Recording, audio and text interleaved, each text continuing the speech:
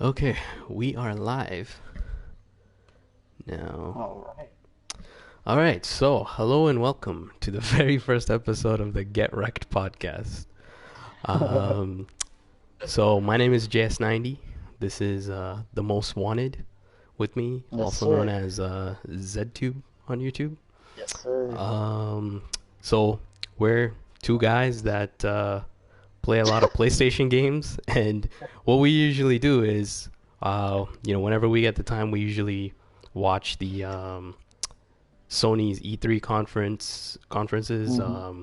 PSX, things like that, and we haven't done Yeah. that for a while, so No. we haven't discussed it in a while, so we thought we'd catch up and stream this.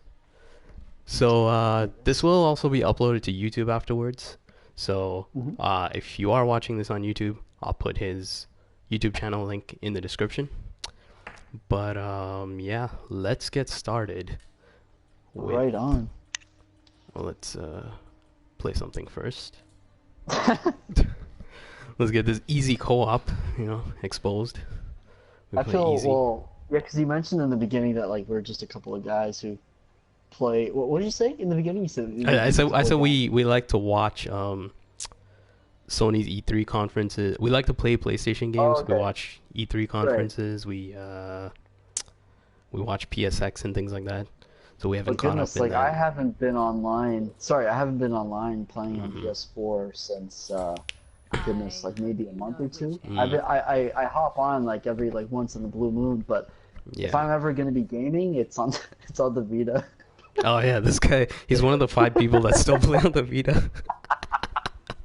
Remember, like at the 2016 PSX, Yeah. Shuhei Yoshida. I think I hope I'm not butchering his name, but Shuhei Yoshida came out and like he was announcing a couple of games. I think a couple of indies. I think, Yeah. and somebody in the crowd yells, "What about the Vita?" And he gives like this like scuff or like this.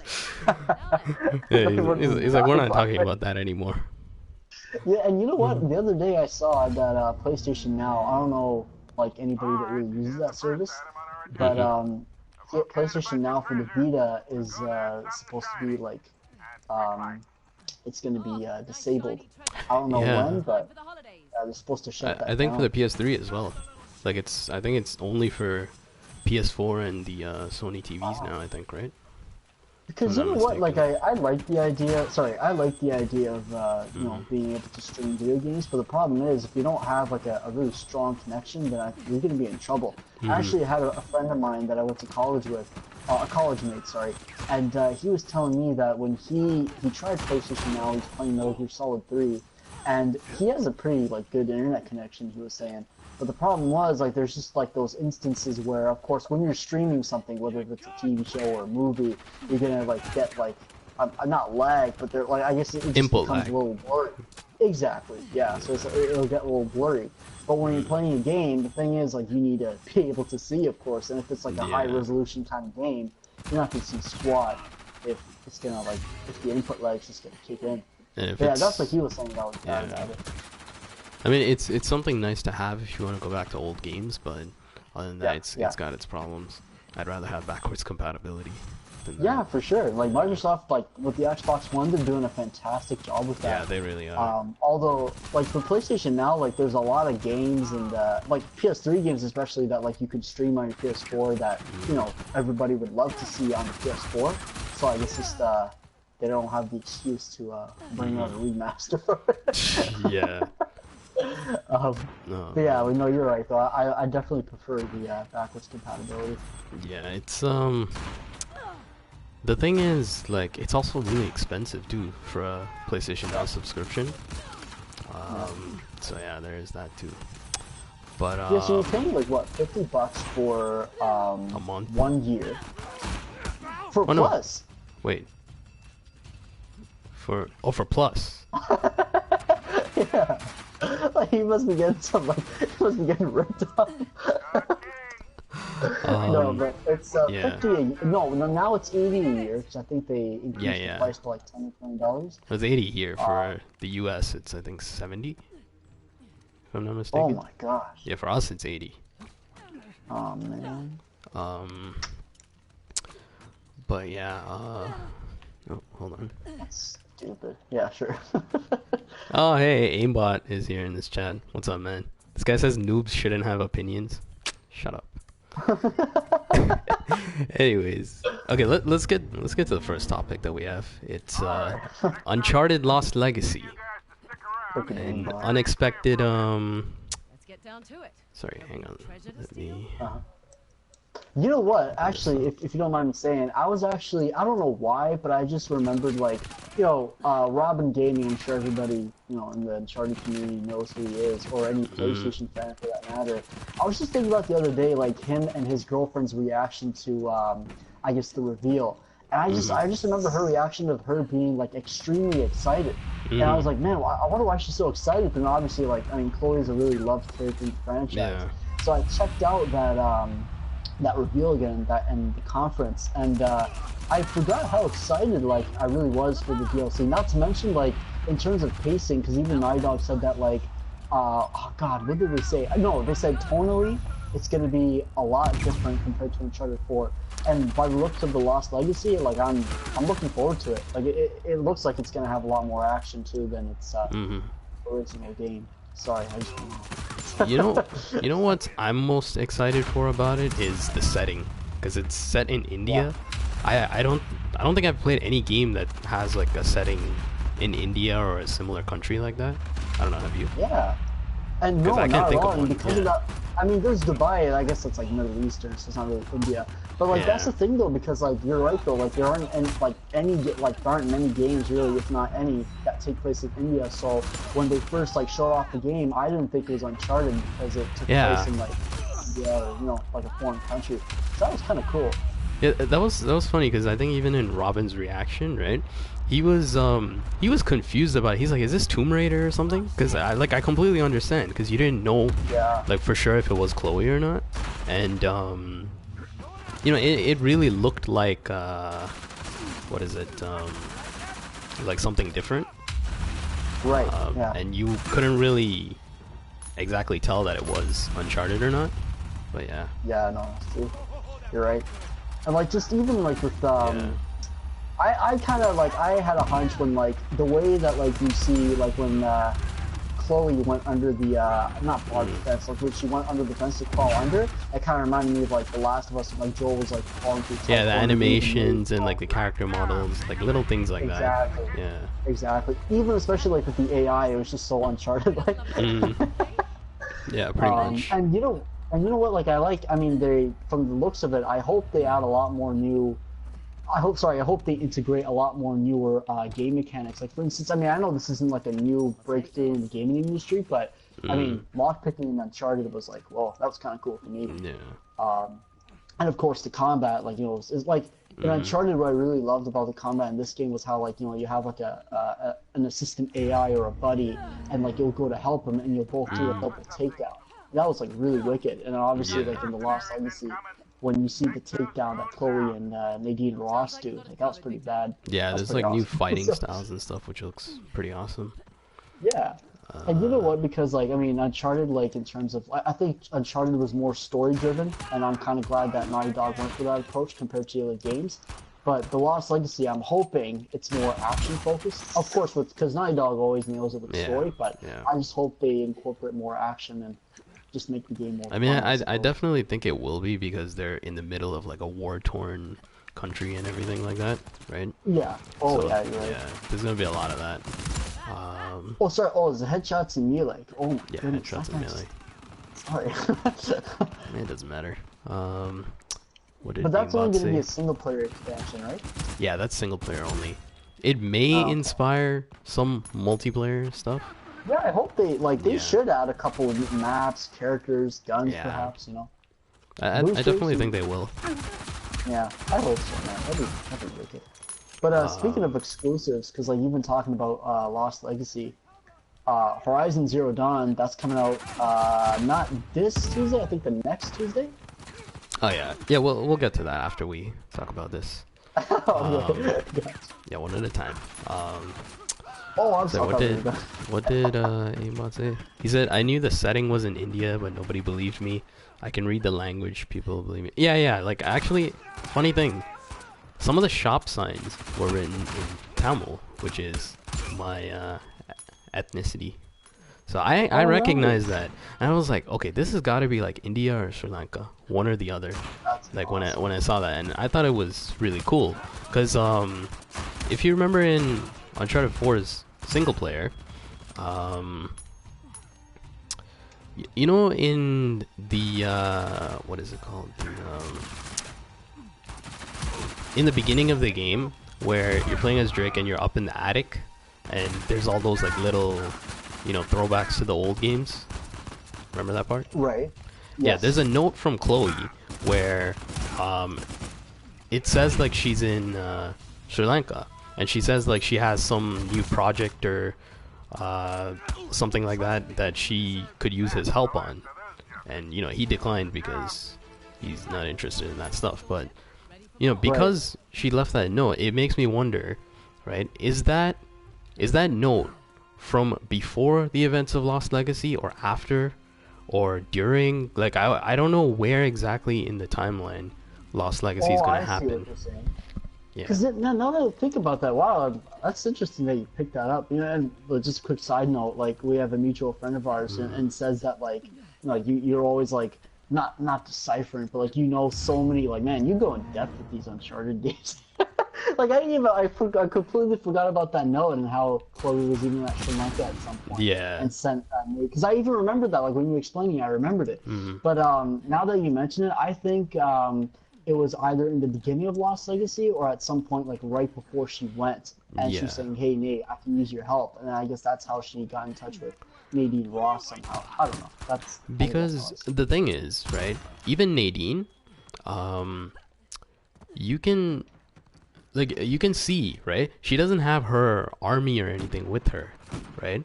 And Yeah. like in the end of Uncharted 4, well, it's kind of minor spoilers, but Right. in the end, she she doesn't really get along with the army too much, right? She kind of cast them aside and went off on her own in the end. So I wonder if it's after Right. the game then, Oh. right?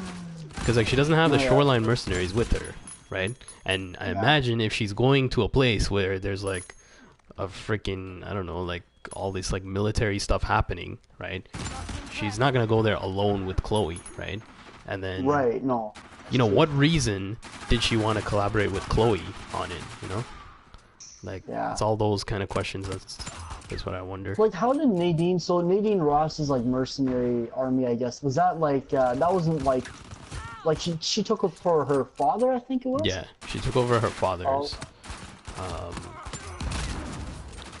Yeah, Because that's I don't know how like that what happened. she was doing like beforehand, but maybe her father was alive during like during the time when her and Chloe were going through in Sri Lanka or wherever they were going through, and then I guess when her father passed think- away, like a bit later, I think that's when, I don't know, that's what I think. I'm But not because sure. like Yeah. because by when Nate, You're not so actually no, that's I was gonna say too. Actually no, actually what you're saying actually kind of makes more sense. So I was gonna say like if it happened right after Uncharted 4, where she kind of left her mercenary army, that would make more sense because obviously Yeah. she wasn't with them. And also I was gonna say, well, like what if like Chloe looked a little older, but then I realized, well, if it happened right after the end of Uncharted 4, then I guess Chloe had a couple more years on her.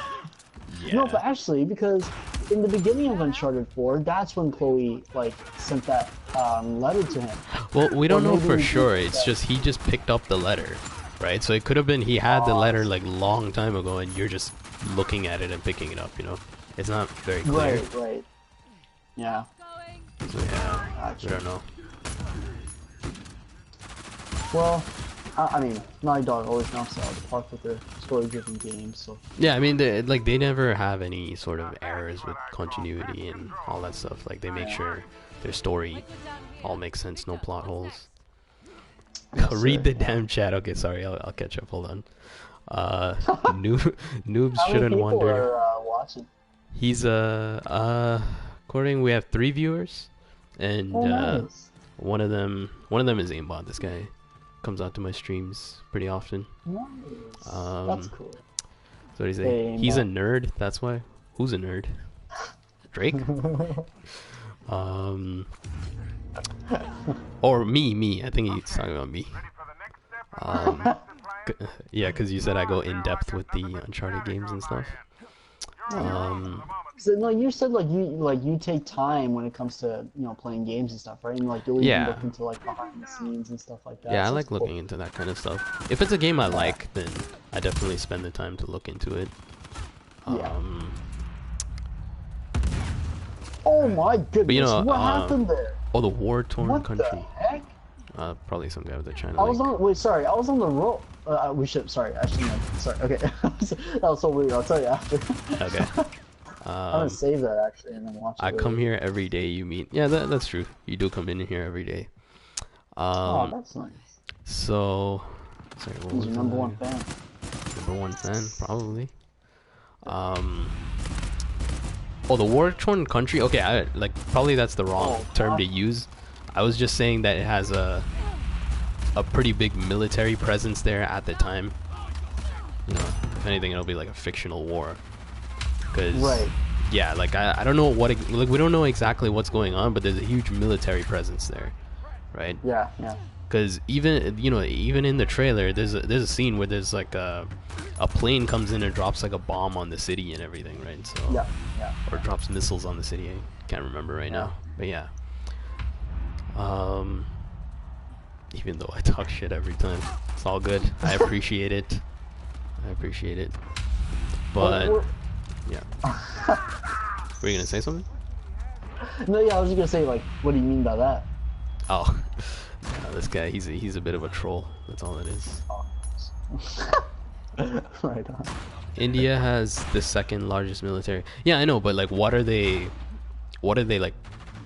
Why are they tearing apart the city and everything in that trailer? Is what I'm wondering, right? So, yeah, I mean, and in terms of multiplayer, there's a few things I'd like to see. You know those traditional Indian outfits that Chloe and Nadine were wearing? I want to see those in multiplayer as That'd be kinda neat, multiplayer yeah. skins. That would be awesome, man. You know what? Actually, now you brought that up, it's kind of like diverting the topic a little bit. But I don't know if you've seen Doctor Strange, because that movie takes place in Tibet, and like their traditional clothing, it was like it's not a dress, it's not like a long robe. I wish I knew like the correct terminology, the name for it. But it looked really unique. So like if you check out, I don't know if you've seen the movie, but like you look up pictures of like Tibetan apparel for men. Check it out. Like I like to see those kind of style clothing. Yeah. But no, you're right though. Like the clothing that they wore in the Lost Legacy would be really neat to Oh see on my God, everybody. this guy. not just Chloe. This guy aimbot saying some questionable stuff in the chat. He So said I'd cool. jerk off to that. The Well, Victor. Chloe in the traditional Indian outfit. You're a monster. This guy. No, but yeah, Lost Legacy, they haven't confirmed when it's gonna come out. They just said sometime Oh, later yeah, in this year, so we don't know for sure. Okay. I'm hoping. I'm thinking maybe a summer release. I don't know. That's what I was thinking too, That'd be because an ideal time. it would be just about a year after the original game came out. Yeah. I only expect it to be a little bit longer than Left Behind. I don't expect too much more from it because Oh, I see. it is Oh, just a DLC. Yeah. I was hoping, like, because the way that the game looks, I'm hoping that it's at least, and this might be bold, like, I hope it's going to be at least between 6 to 8 hours. No, that's too long. I expect Yeah. it to be 4 at most, I think. Honestly. Yeah.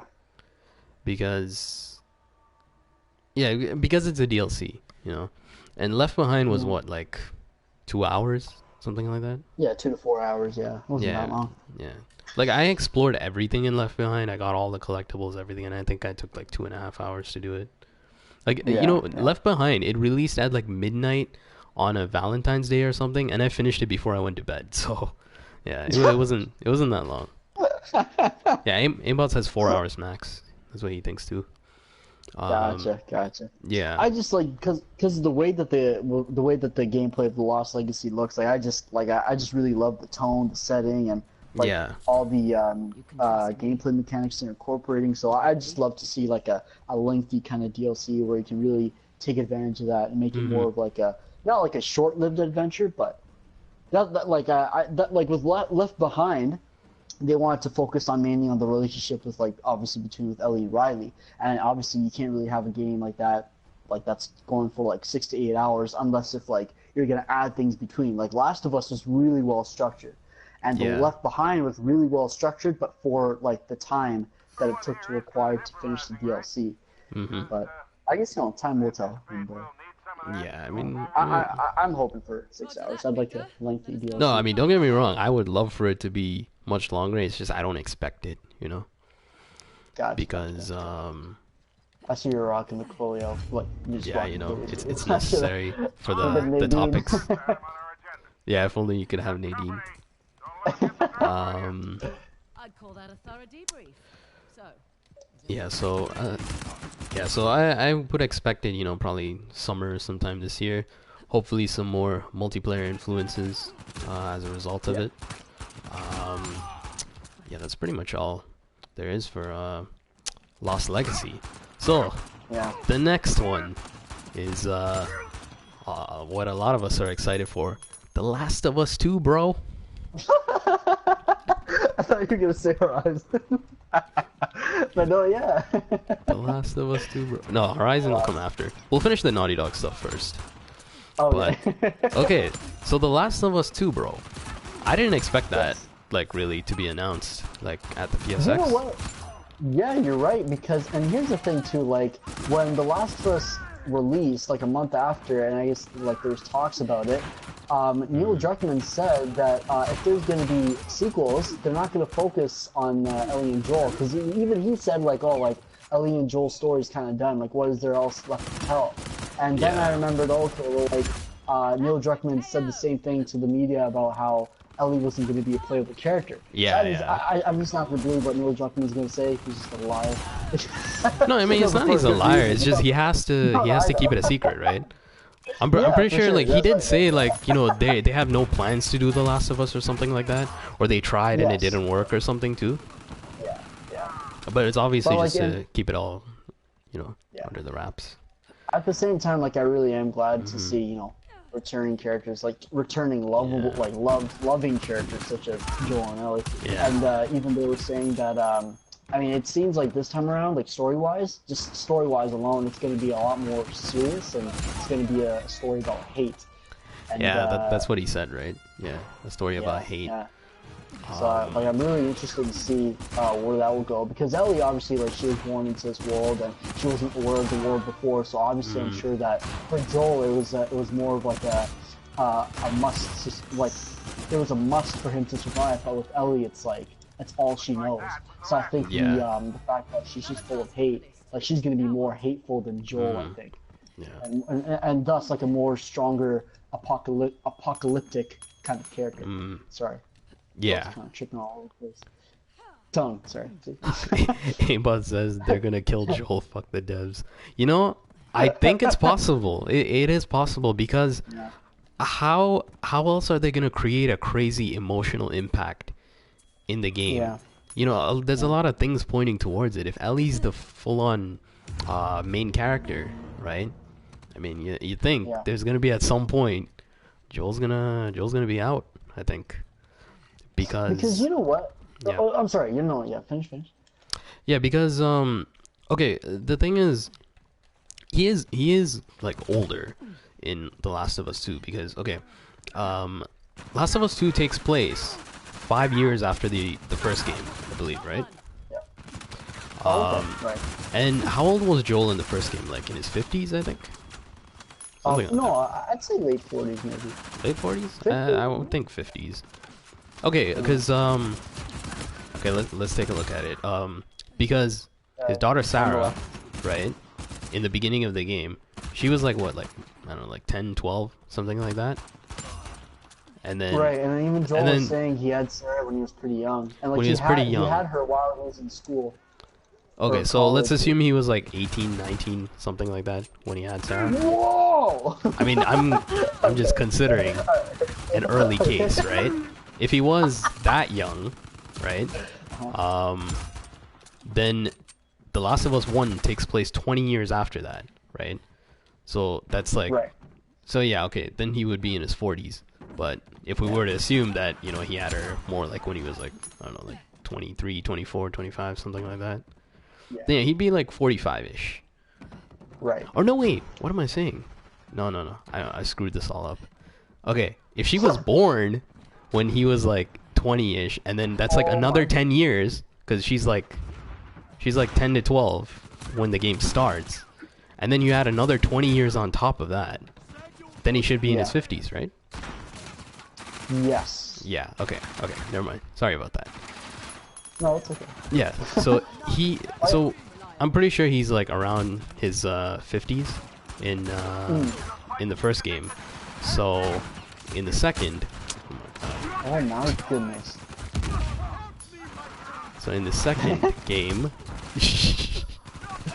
in the second game,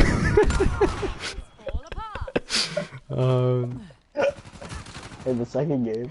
in the second game, if that's 5 years into his future, he's gonna be mid to late 50s then, right? So the question is that too old for him to be the main character, and then he kind of just hands it over to Ellie? You know what I mean?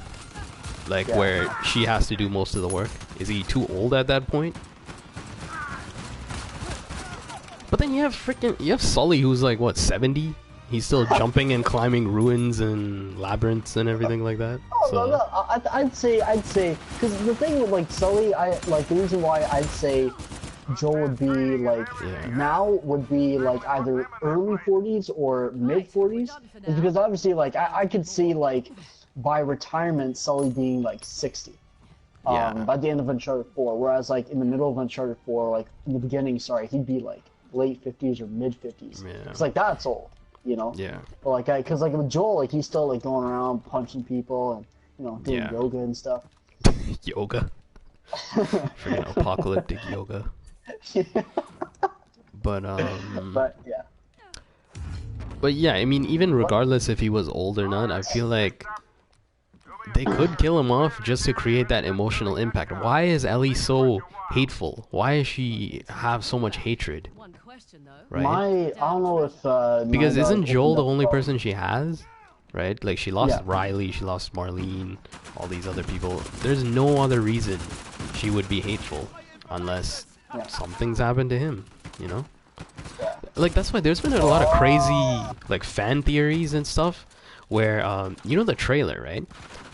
People have been saying that Joel is actually already dead in that trailer, and like when he speaks to her and says, "Oh, what are you doing, kiddo?" That's a hallucination. Which I mean, it's like I don't know if you watched Dexter. That's like Dexter and Harry. It's like Harry was his like foster father, and he dies when Dexter was like mid-20s when he was young. So Harry acts like his his like good subpar conscious, I suppose. Yeah. It's oh my god, he's down. You see, because I think that like it's definitely possible, because I don't see any reason why she would be so filled with hate. Like say, I'm gonna find and kill every last one of them, right? Because she wouldn't do it because they killed some random people she doesn't care about, because she's used to death and dying and all that stuff, right? Yeah. So that wouldn't affect her unless it's someone she deeply cared about. That's when it would matter to her, Yeah, no, that's true. So yeah, I mean, sorry to say, guys, but maybe Joel might be out for Last of Us 2. I don't know. I was gonna say, and I know you're right, because now that you mentioned that, which by the way, I kind of hope that you didn't tell me that fan theory, because that's a really damn good fan theory, man. Like that'd be pretty wicked if that really was the case of the story. But because like I thought where the story was gonna go to was like. Because Marlene obviously died, Joel kills Marlene at the Fireflies base. Oh, snap. Yeah. Sorry. Yeah, Joel how do I get back up? How do you get back up? Oh my god. Sorry. Swim around, I think. Okay. Um, but no, man. Like, okay, no, I see. Yeah. Why do you even go back here? Sorry, but so Joel like he kills Marlene at the Firefly base camp, and then tells Ellie that you know, like, we found the Fireflies and there's a lot more people like you, so it didn't really do any good, so they stopped looking for a cure. And then at some point later on, I guess they, like, somebody found, or like Joel told Ellie, or Ellie found out that Marlene died, and maybe like the Fireflies turned against them. And like obviously, like when she went to, like, in the trailer, it showed them at like a Firefly base, I guess. Or I don't know if that was just like to reveal The Last of Us, but they're like, let's I just think assume that that it was a was Firefly. I think that was just a random shot of the environment. I don't think it means that they were there, Oh, right? It was the whole okay. purpose of that was just to reveal the Firefly logo, right?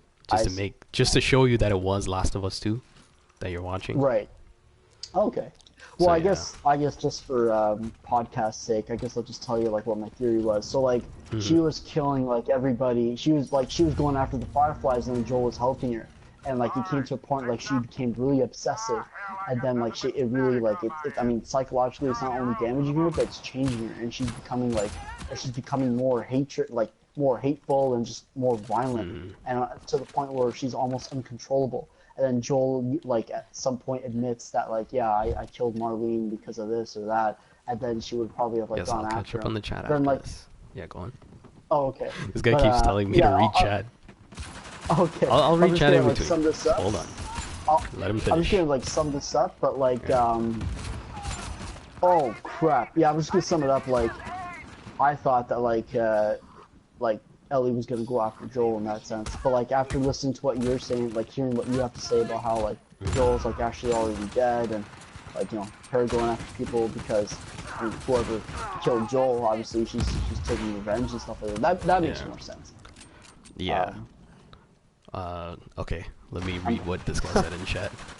Yeah. Maybe. Sorry, Okay. He but- really doesn't like the idea of Joel dying. He's a big fan of Joel. Yeah. Right. I mean, you know, we all But are. you know what? He's one of my favorite video game characters for sure. And you know, Wow. like it's.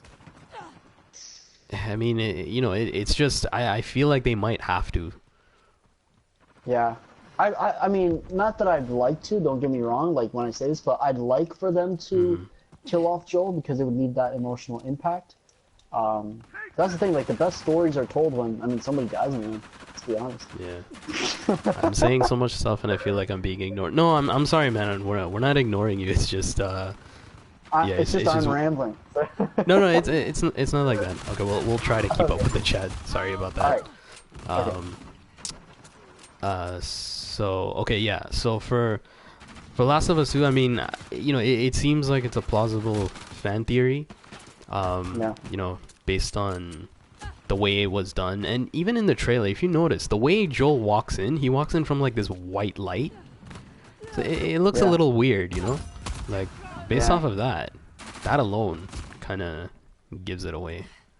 So Huh. yeah, I don't know. I mean, I hope not, but I mean, they might have to, just as long as they take the story in a good direction, like, because Yeah. Neil Druckmann said this too, that he won't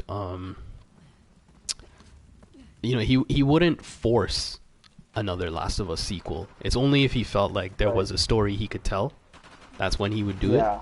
So Yeah. you know, I mean, like with Naughty Dog, we can definitely trust them when it comes to single player. Like they know exactly what they're doing. You know, they make the right decisions for it and everything. Like I have no problems about the single player. It looks great. Can't wait for it. Yeah. Now, where there is some cause of concern is Last of Us 2 multiplayer. What do we think's gonna happen there? They And what do better we have want co-op, for that's that? all. You want co-op? Yeah. See, because a lot of people they wanted a horde mode, but they never delivered on that. You know what? Here's like, I mean, I would like to see, because I don't know if you've played Metal Gear Solid 5, Aimbot. I don't know if you've played Metal Gear Solid 5, but I was in love with the mother base system and how like you build your own army, whether it's like, vehicles, resources, especially even training soldiers, like even assigning people in certain. What'd you do there? That was a taunt. Hey, go on. Well, that's like pretty cool. Oh, that's kind of cool. But yeah, like assigning each soldier in each like development team. Like it's just Hmm. like it made the game really personal. So like I would like to see like a Last of Us like or like an apocalyptic kind of game where it's like actually no, I guess Fallout kind of did that. Anyway, I'd like to see like actually no, I don't know what I'm going with here. Sorry. Hmm. I guess I was gonna say like it would be nice to see like an apocalyptic adventure where action game where you can like where it focuses on open world and Hmm. story progression in terms of like customizing, upgrading like bases Hmm. and soldiers. But then again with a story like with Ellie and The Last of Hmm. Us Part 2, I don't think that's what I was saying. I was like, okay, yeah, where am I Yeah. going with this?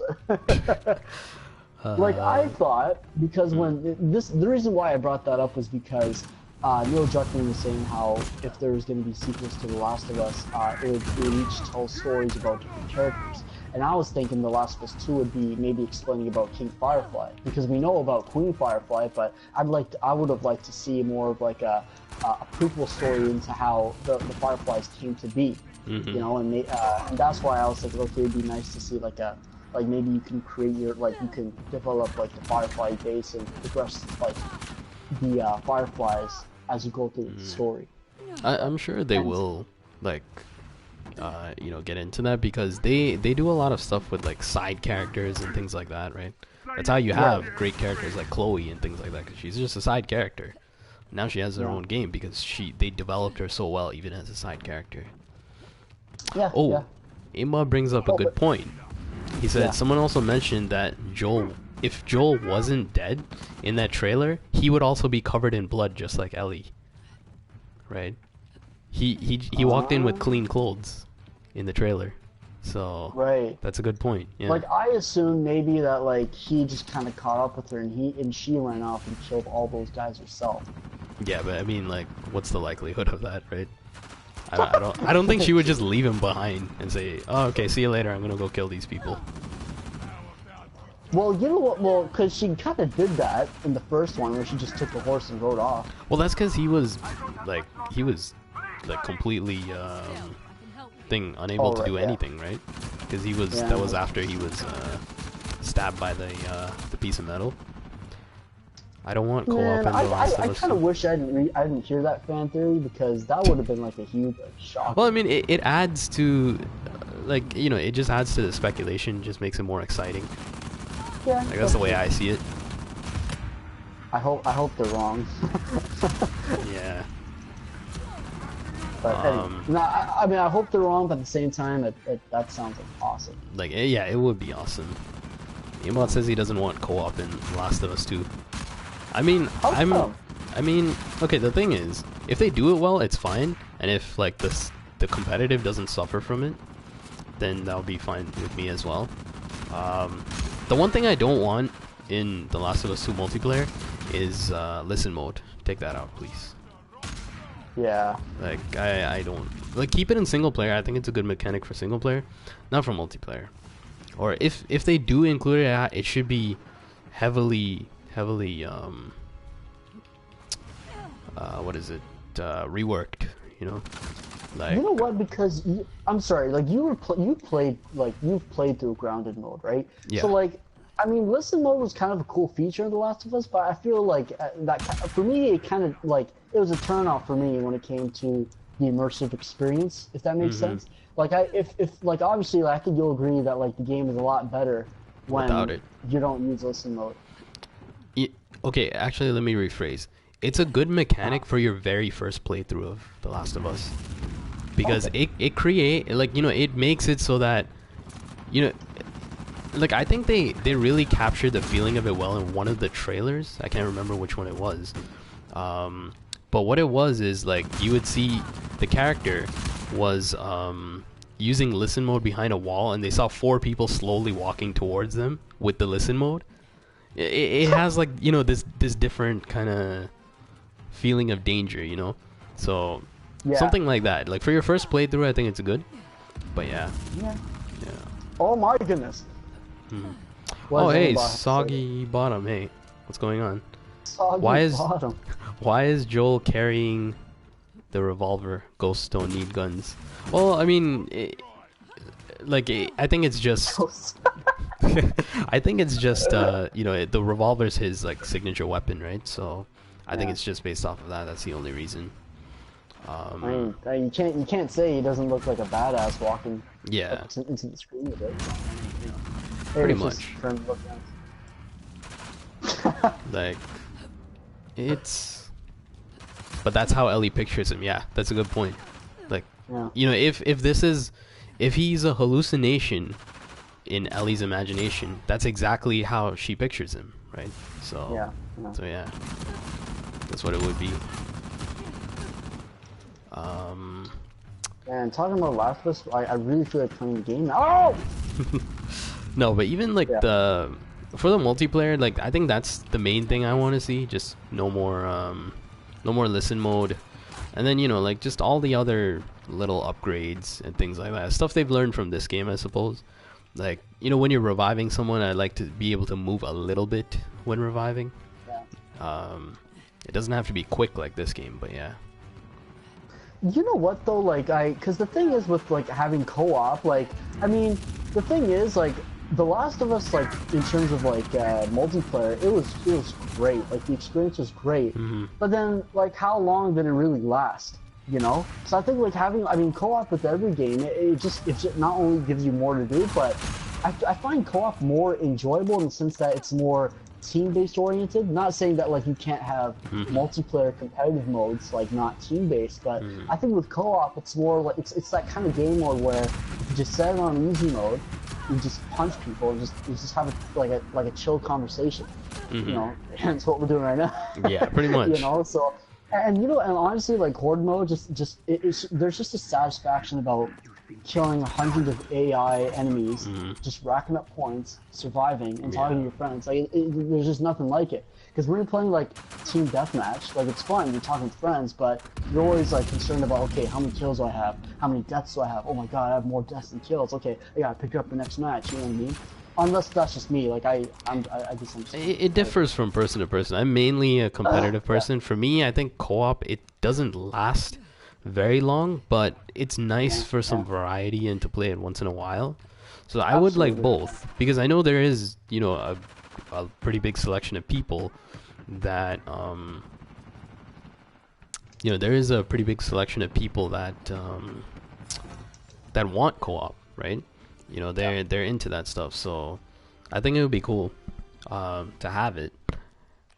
And you know, like, because they've done a great job when it comes to like weapon balancing and things like that in this game. So it'd be nice if that carried over to Last of Us 2. I really like that. Yeah. I mean, this game's got some other problems, but I mean, we'll get into that too. I would still like burst rifles. Yeah, I would too. It's a good weapon. Just balance it a bit better. You'd find matches 10 times faster than this thing. Yeah. This is true. I played Last of Us like a couple months back, I think. And and yeah, the matchmaking wasn't bad there. But and, I mean, for a game that came out like what, 2013? No, Last of Us Remastered 2014.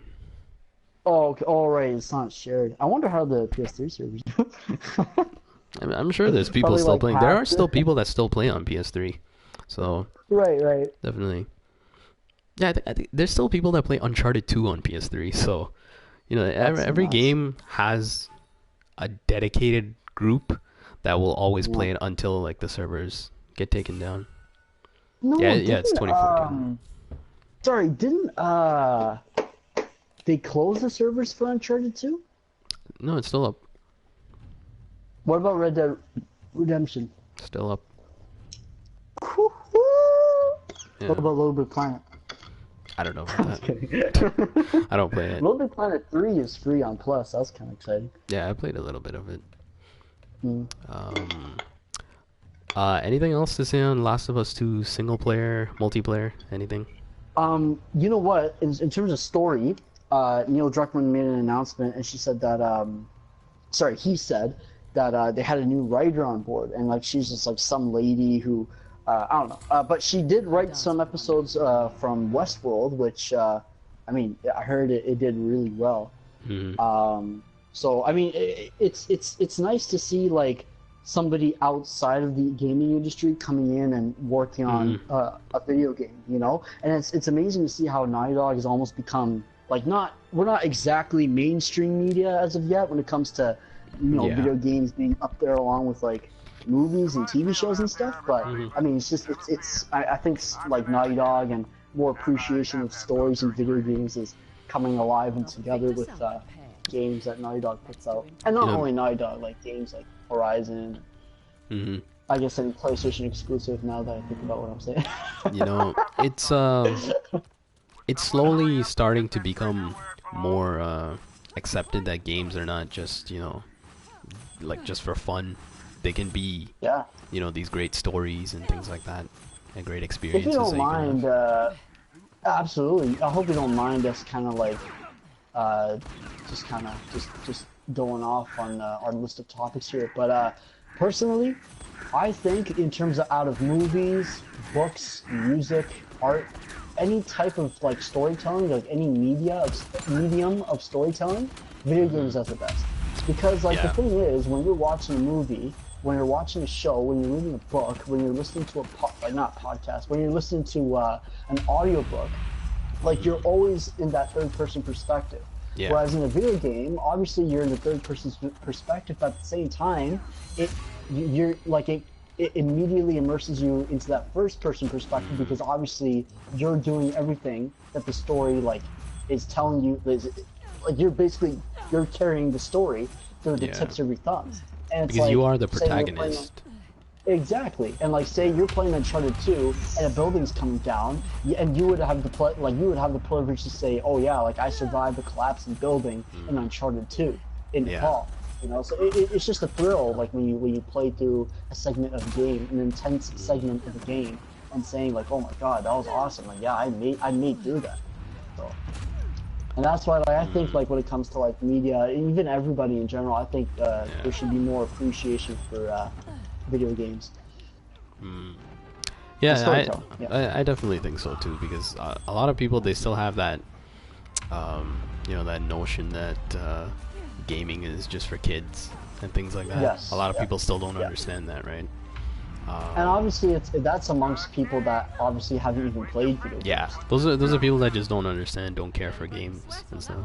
Yeah. The most wanted is preaching right now. There you go. Sorry.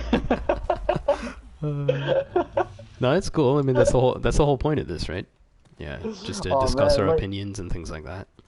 yeah. Um, it makes you feel Well, like what do you think about that, Aimbot? But what were you he, saying, sorry? yeah, he said it makes you feel like a part of whatever you're into. Yeah, I agree. Exactly. Yeah. Yeah. Exactly. See, I could have said that, but I guess I. No, I mean it's good to give some background, explain it a bit. Right. It's a compliment. Okay, yeah. He said it's a compliment. Appreciate it. Thank you. Yeah, yeah. Show on the road. Um, yeah. I think I expect really good things for, Oh um, my God. the single player of Last of Us 2, multiplayer. I hope it's good.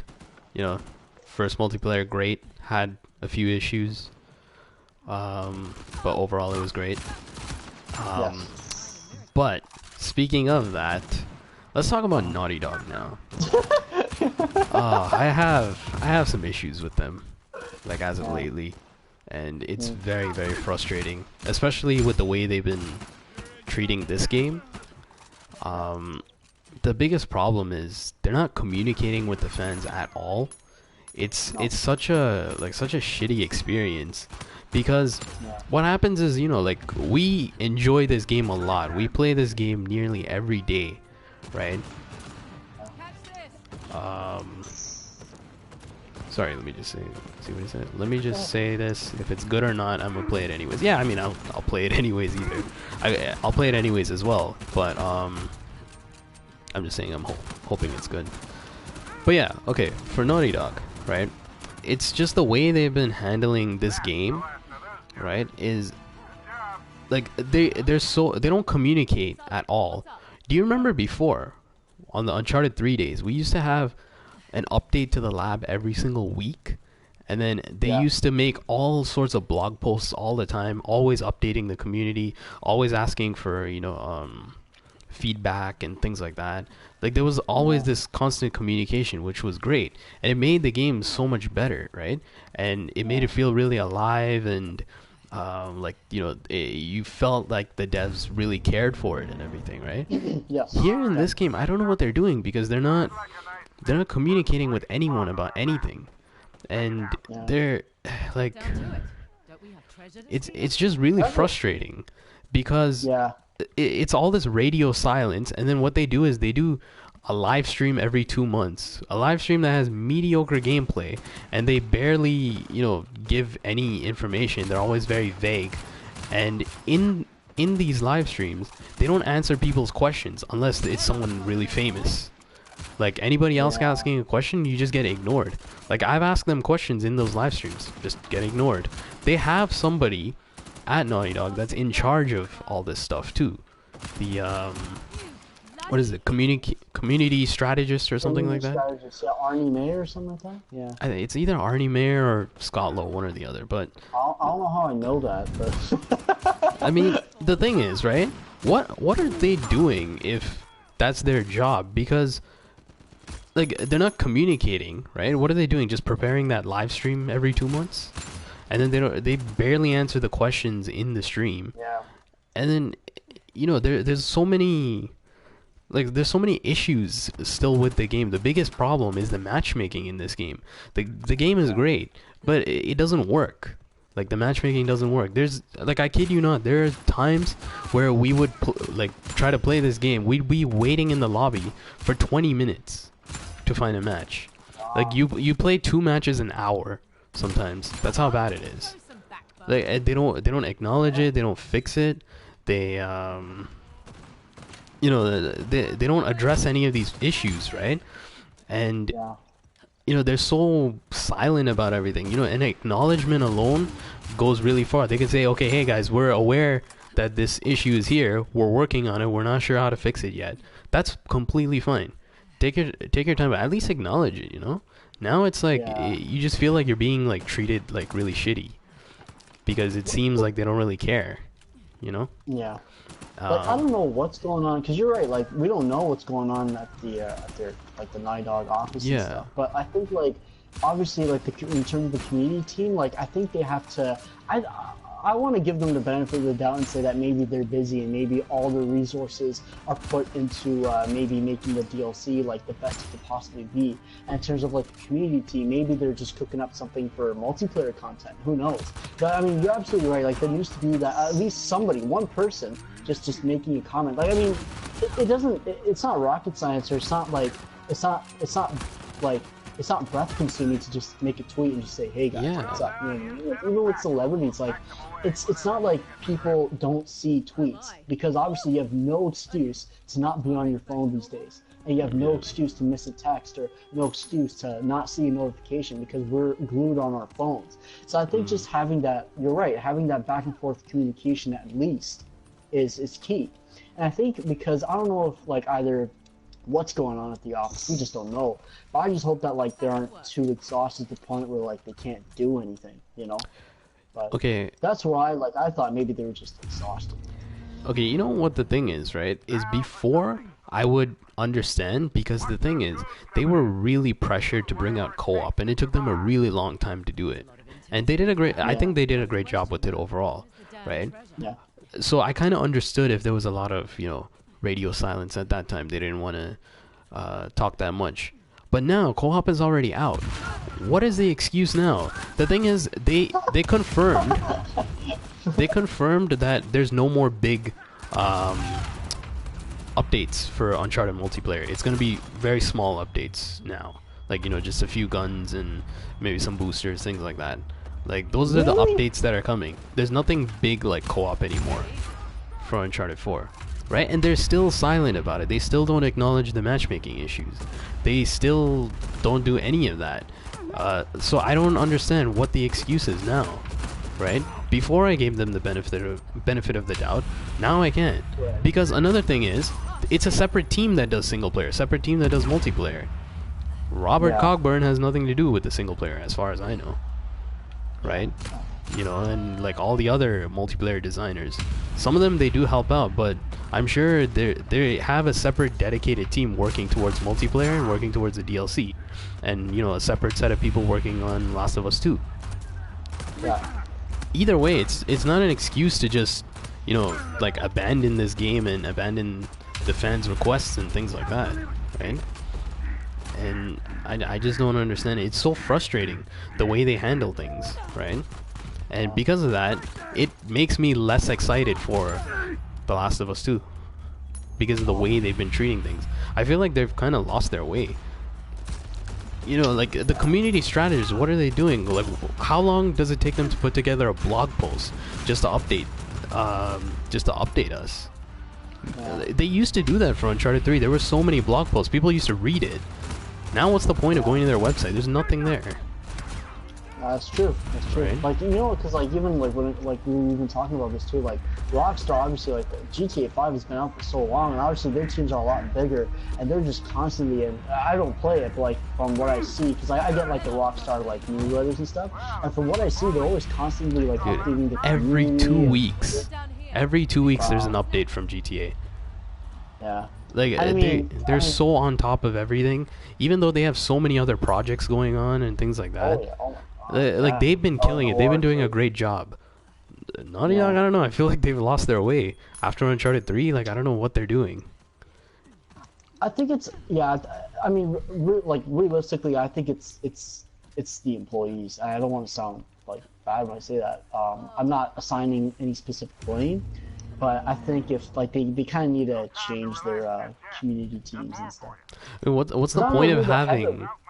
What's the point of having a community strategist if like they're not doing anything? You know? Yeah, I think like, and that's the thing. Like, you need to just. I mean, I'm not saying that they don't care, but you need to just honestly, you need to genuinely care. And I think that's why I was just saying maybe that they're just extremely busy, you know. But like you need to like genuinely care about the community and realize that hey, people like actually enjoy your product and people want more out of your services and your corporate name. So maybe like, you know, just kind of like make them feel good about playing Uncharted and say, hey, you know what, Arnie Mayer is like updating us every week or like every, not even like, yeah, like every week, and just say, you know what, this makes it like a worthwhile experience to play and more reason for us to keep coming back to a healthy community multiplayer game. So, but You know, like just give me a blog post that says we're aware of the issues, we're working on it. Don't worry. That's fine with me. yeah. That's perfectly fine. If you need time to solve it, it's okay. I understand. Acknowledge it though. Communicate. That's the important thing. Because Yeah. you know, like what are we left with?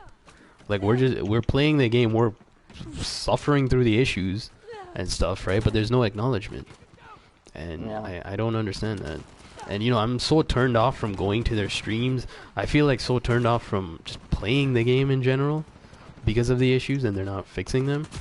So I don't know what they're doing. And So I like thought you were about to say like I'm so turned on. no, turned off. Sorry. Turned off from playing the game. Are you just about to go off on like some other topic? No. Anyway, yeah. Uncharted does not turn me on anymore. Like I thought you were gonna be like, you know, man, like you know what really turns me on? Chloe from The Lost Legacy. Cool. No, that's aimbot. Aimbot's gonna preach. Aimbot's all on that. Yeah. I agree. And you know what though, like, and that's They the don't. thing, like, even like when it came to like the community, the Uncharted 2 community, like the multiplayer wasn't like huge, like in terms of like I guess community like wise, it wasn't huge for Uncharted 2, but even so, they still kept it updated, and it was really fun still. This game, like, it's really fun. It has a lot of potential in terms of multiplayer, and obviously, like, I mean, you can tell from like people are constantly requesting for features like classic mode, more modes and stuff. Even maps. I don't know about maps, but I mean, just if they don't see that, then I think honestly, like, they're blowing it. They're completely blowing away. Obviously, more income for their company and their product, and more fans also. Like, most importantly, I was gonna say. Actually, I'm just gonna text him. I'm sorry. Sure. Go ahead. But yeah. Yeah, Soggy Bottom, he agrees too. Like they don't want to admit the faults, and Yeah. you know, it's the sad thing about it is this is the last Uncharted game, and they're just gonna let it have a slow death like this. Like, is this how you want to remember Uncharted multiplayer? Like an Yeah. experience Yeah. where they haven't been communicating, they haven't been addressing the issues and stuff. Like, I wanted this to be leaps and bounds above Uncharted 2, Uncharted 3, and all that, but it's not, and it's because of Naughty Yeah. Dog. It's completely them. That's what I think, man. You know, it's Right. it's because of what they're doing, the way they're treating the game, the fans, and everything. And Yeah. yeah, see, for me personally, it's just I feel less excited for any new games they're coming out with, because if it's just gonna be this all over again, right? What's the point of investing so much time into it, right? Yeah. It's just very frustrating. That's what I Yeah, feel. for sure. For sure. But I mean, hopefully they don't let this carry on. Yeah. Hopefully yeah, they you're do right. some. Yeah. Anything else about Naughty Dog? I was just thinking about that. I guess we really covered just about everything, unless if anybody else in the chat has anything to add. Yeah.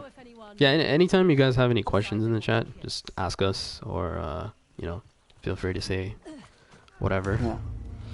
Yeah. Yeah. So let's go on to Horizon Zero Dawn. It is yeah. I know you're excited to talk about this. Yeah. Okay.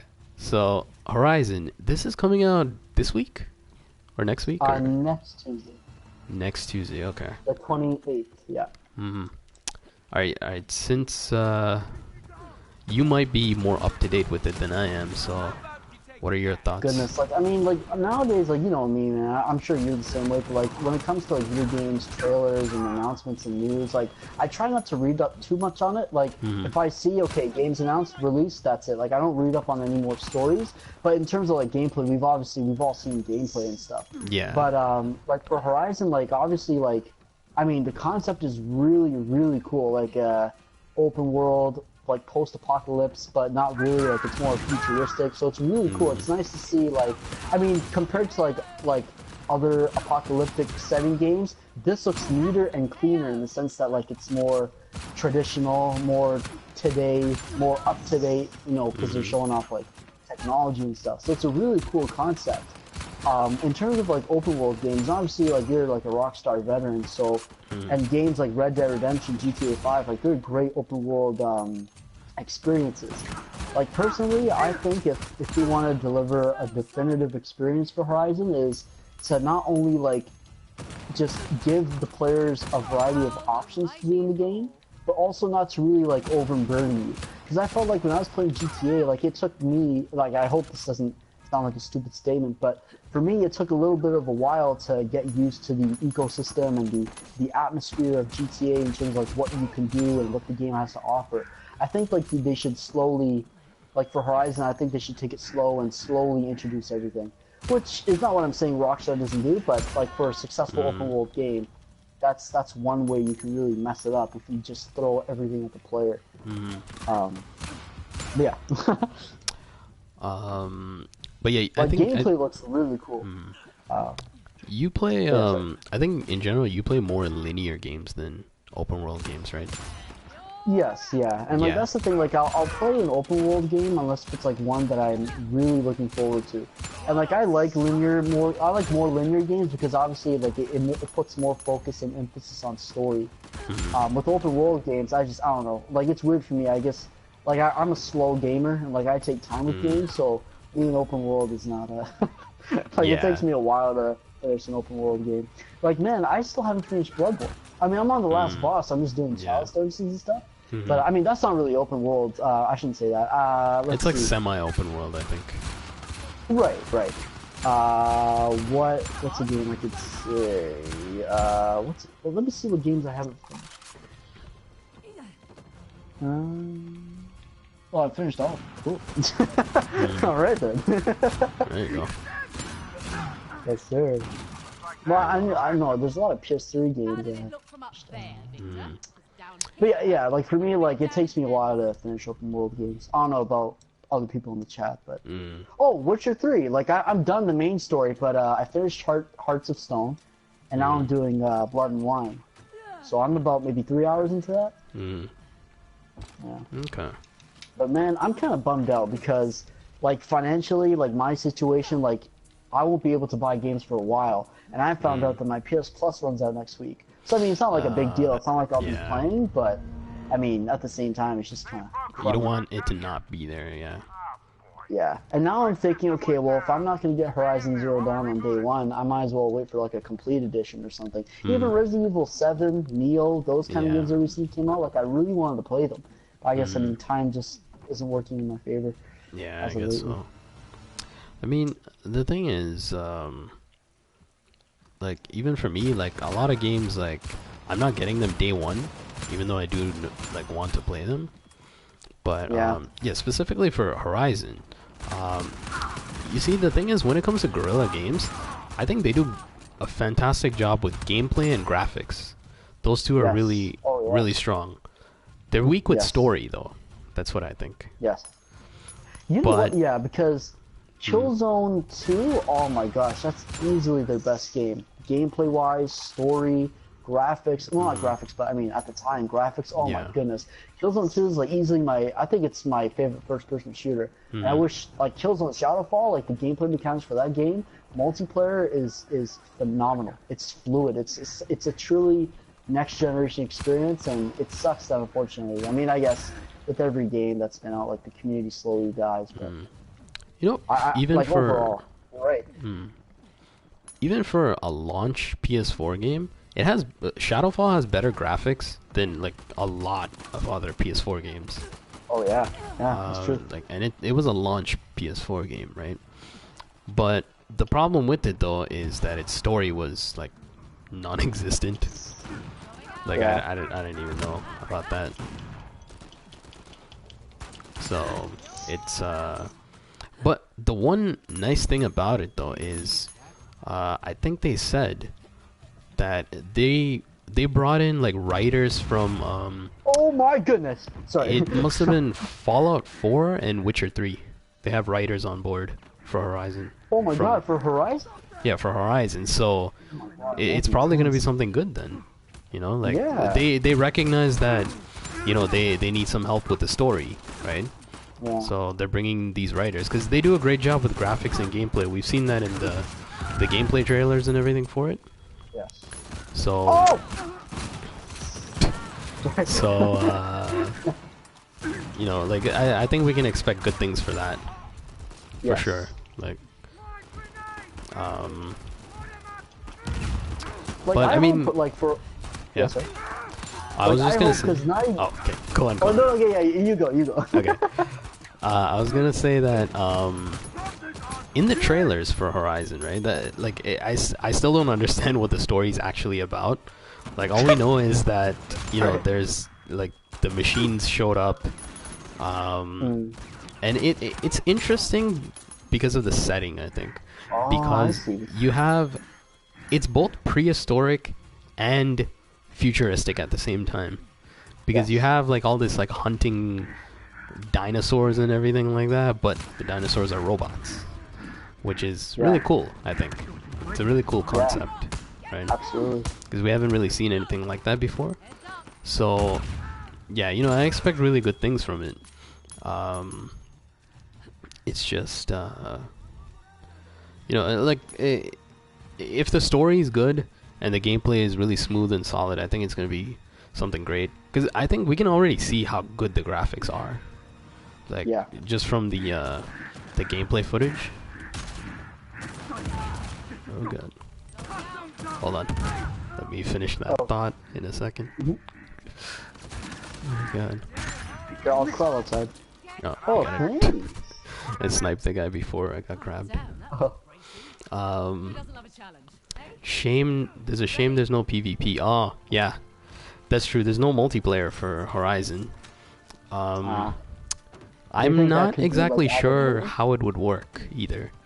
Like, because we haven't seen too much on the gameplay mechanics yet, so it depends. If it has good gameplay mechanics, then it could make a good multiplayer. But I think also because it's the very first game, right?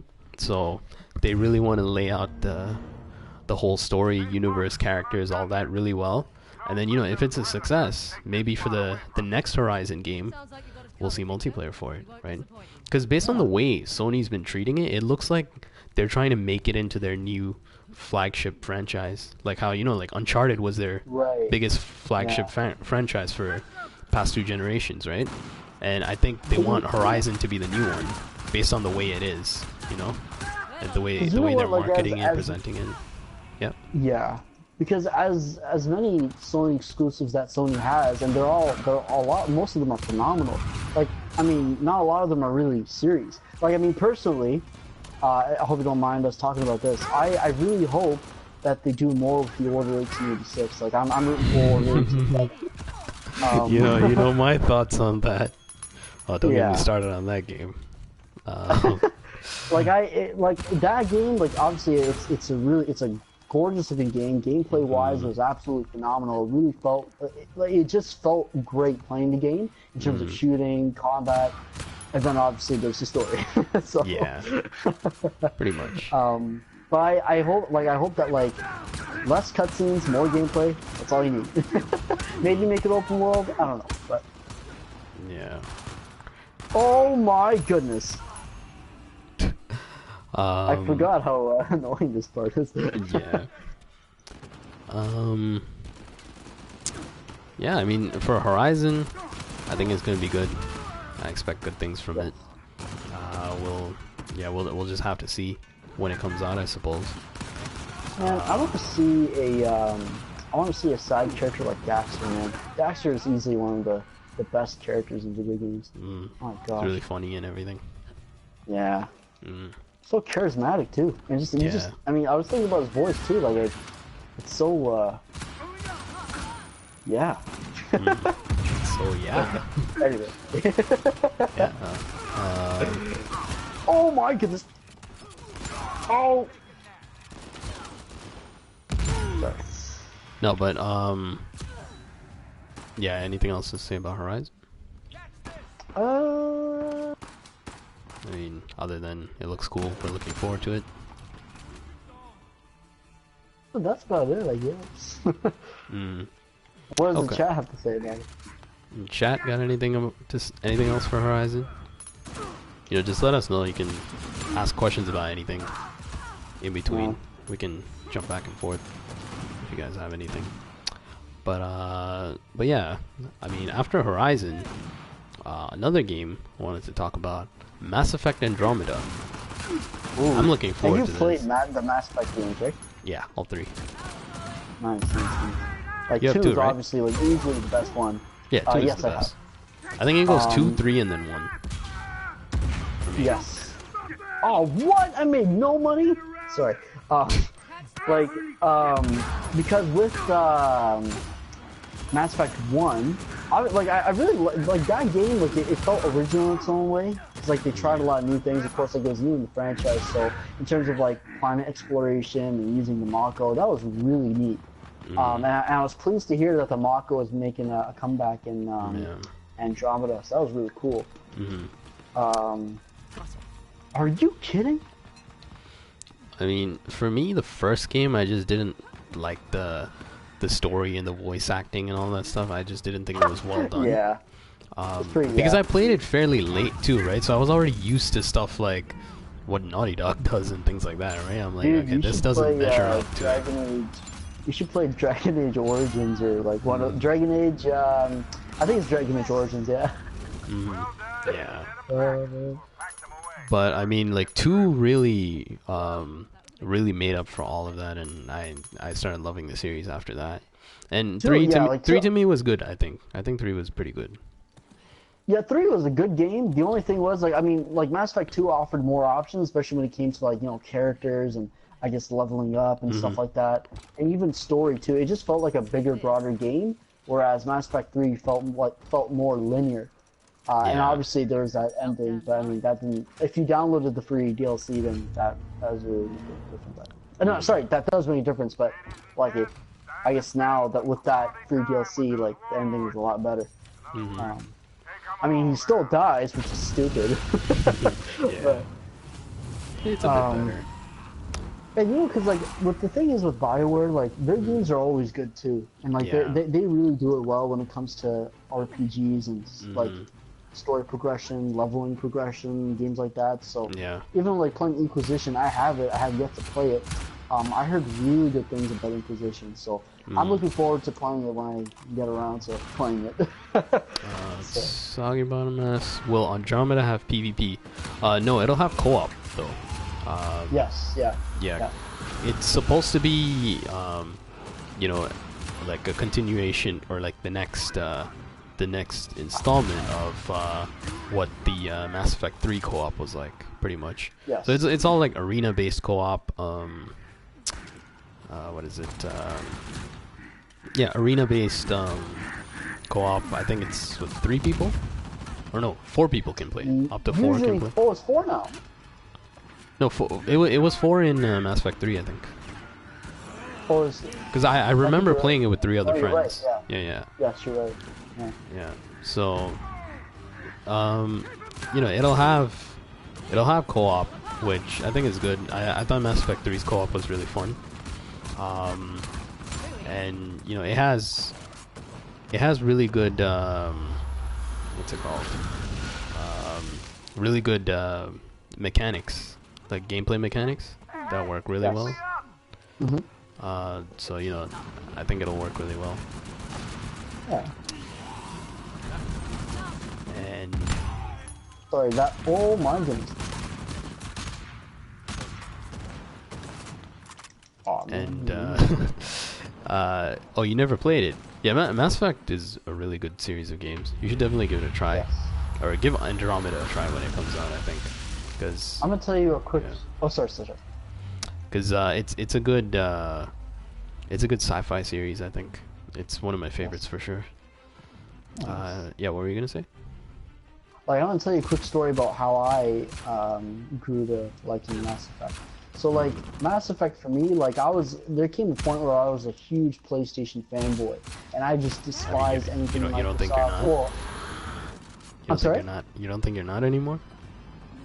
Well, I mean, I wouldn't say I'm a fanboy in the sense that, like, I'd preach only Sony, or, like, I'd be just all, like, hell-bent on playing their games, because, I mean, Yeah. I've come to a point now where I'll agree that, like, Xbox One and, like, the Xbox in general, like, I mean, it has its ups, so it's not a bad console. So I'm gonna give it respect for that in the sense that, it's a good system. But I'm gonna still favor Sony because I grew up with Sony games and Yeah. exclusives are obviously better. But so like Mass Effect was originally an Xbox exclusive, and I hated Mass Effect just for that reason. Oh. And I remember when Mass Effect 2 came out, and Yeah. it was going up against for Game of the Year. I think no. I don't think it was going up against Game of the Year against Uncharted 2. I think because when Uncharted 2, yeah, it was a year after. But I remember when Mass Effect 2 came out, I just hated the hype around that. So I was kind of jealous, I guess. Yeah, But or envious. But and we were watching Dexter one night, and there's an actress who was in Mass Effect who played Miranda Lawson. Her name was Yvonne Strahovski. And we're watching the hot. show, and like, yeah, and Yeah. and my cousin, he just goes, "Isn't that a Miranda from Mass Effect?" And we just stared at her, and we just kind of like looked at each other like, "Oh my god!" Right? So we Yeah. looked it up, and then we confirmed it. We're just like, "Oh snap!" Right? Yeah. And conveniently, around that time was when Mass Effect was announced it was coming to the PlayStation 3, and like Mass Effect 2 would be updated to Mass Effect 3's game engine. So that was like really neat. Oh So you guys were my hyped. goodness! Oh yeah! Oh my god! Oh yeah! And I remember that day, Sly Cooper Thieves in Time came out along with the Mass Effect collection. So that was really cool to pick up. So yeah, I played Mass Effect 2, fell in love with Miranda, and Yeah. that's my story. Yeah, I think Mass Effect Andromeda is gonna have some cool a cool story for sure, because I Yes. like the interconnected story between 1, 2, and 3 was really good. I liked it. Yeah. One thing is, I think it just came out today. There was a new trailer for the gameplay combat for Andromeda. I just actually saw it like an hour ago. It looks pretty cool. Like, because there are some new mechanics. Like, you have like this jetpack kind of thing, so it lets you jump around when you need to. And you know, the cover system has been improved and things like that. Because something I always felt was it was a bit, the movement and the cover system in the games were a bit clunky. That's what I always felt about the games. So it's nice to see an improvement. Yeah. And you know, like it'll make the experience that much better for both single player and multiplayer. So I'm looking forward to it. I think they'll do a good job with it. And Mass Effect Andromeda is coming out in March, I think. March, something like that, Oh, right? yeah, something like that, yeah. Something March like that, 23rd, something like early March or late March. Yeah, one of those. Yeah, so it's fairly soon. Like, we don't have to wait too much longer for that. But again, I may not get it day one. It all depends on the situation. Yeah. Yeah. Ow! Yeah, it's looking to be a good game. I'm not sure what else we can really say about it at this point. Like, I haven't kept up with all the trailers, to be honest, because they've released a lot of like little trailers and things like that.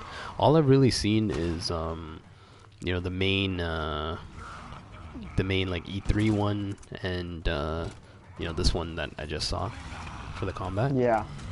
Yeah. Oh, thanks. Yeah, I think it's gonna be really good. I'm sorry, I wish I could say more about it. I just purposely I didn't follow up news. With Yeah, that it's the same for me, because they've released so many like little trailers and things like that, and for those ones I'd rather just avoid them. Like, unless it's, you know, a big E3 one or something like that, I'll watch those. Those are cool for me. I mean, yeah, if there's nothing else for Mass Effect, we can talk a bit about South Park: The Fractured Butthole. Oh my gosh. You played Stick of Truth? Yes.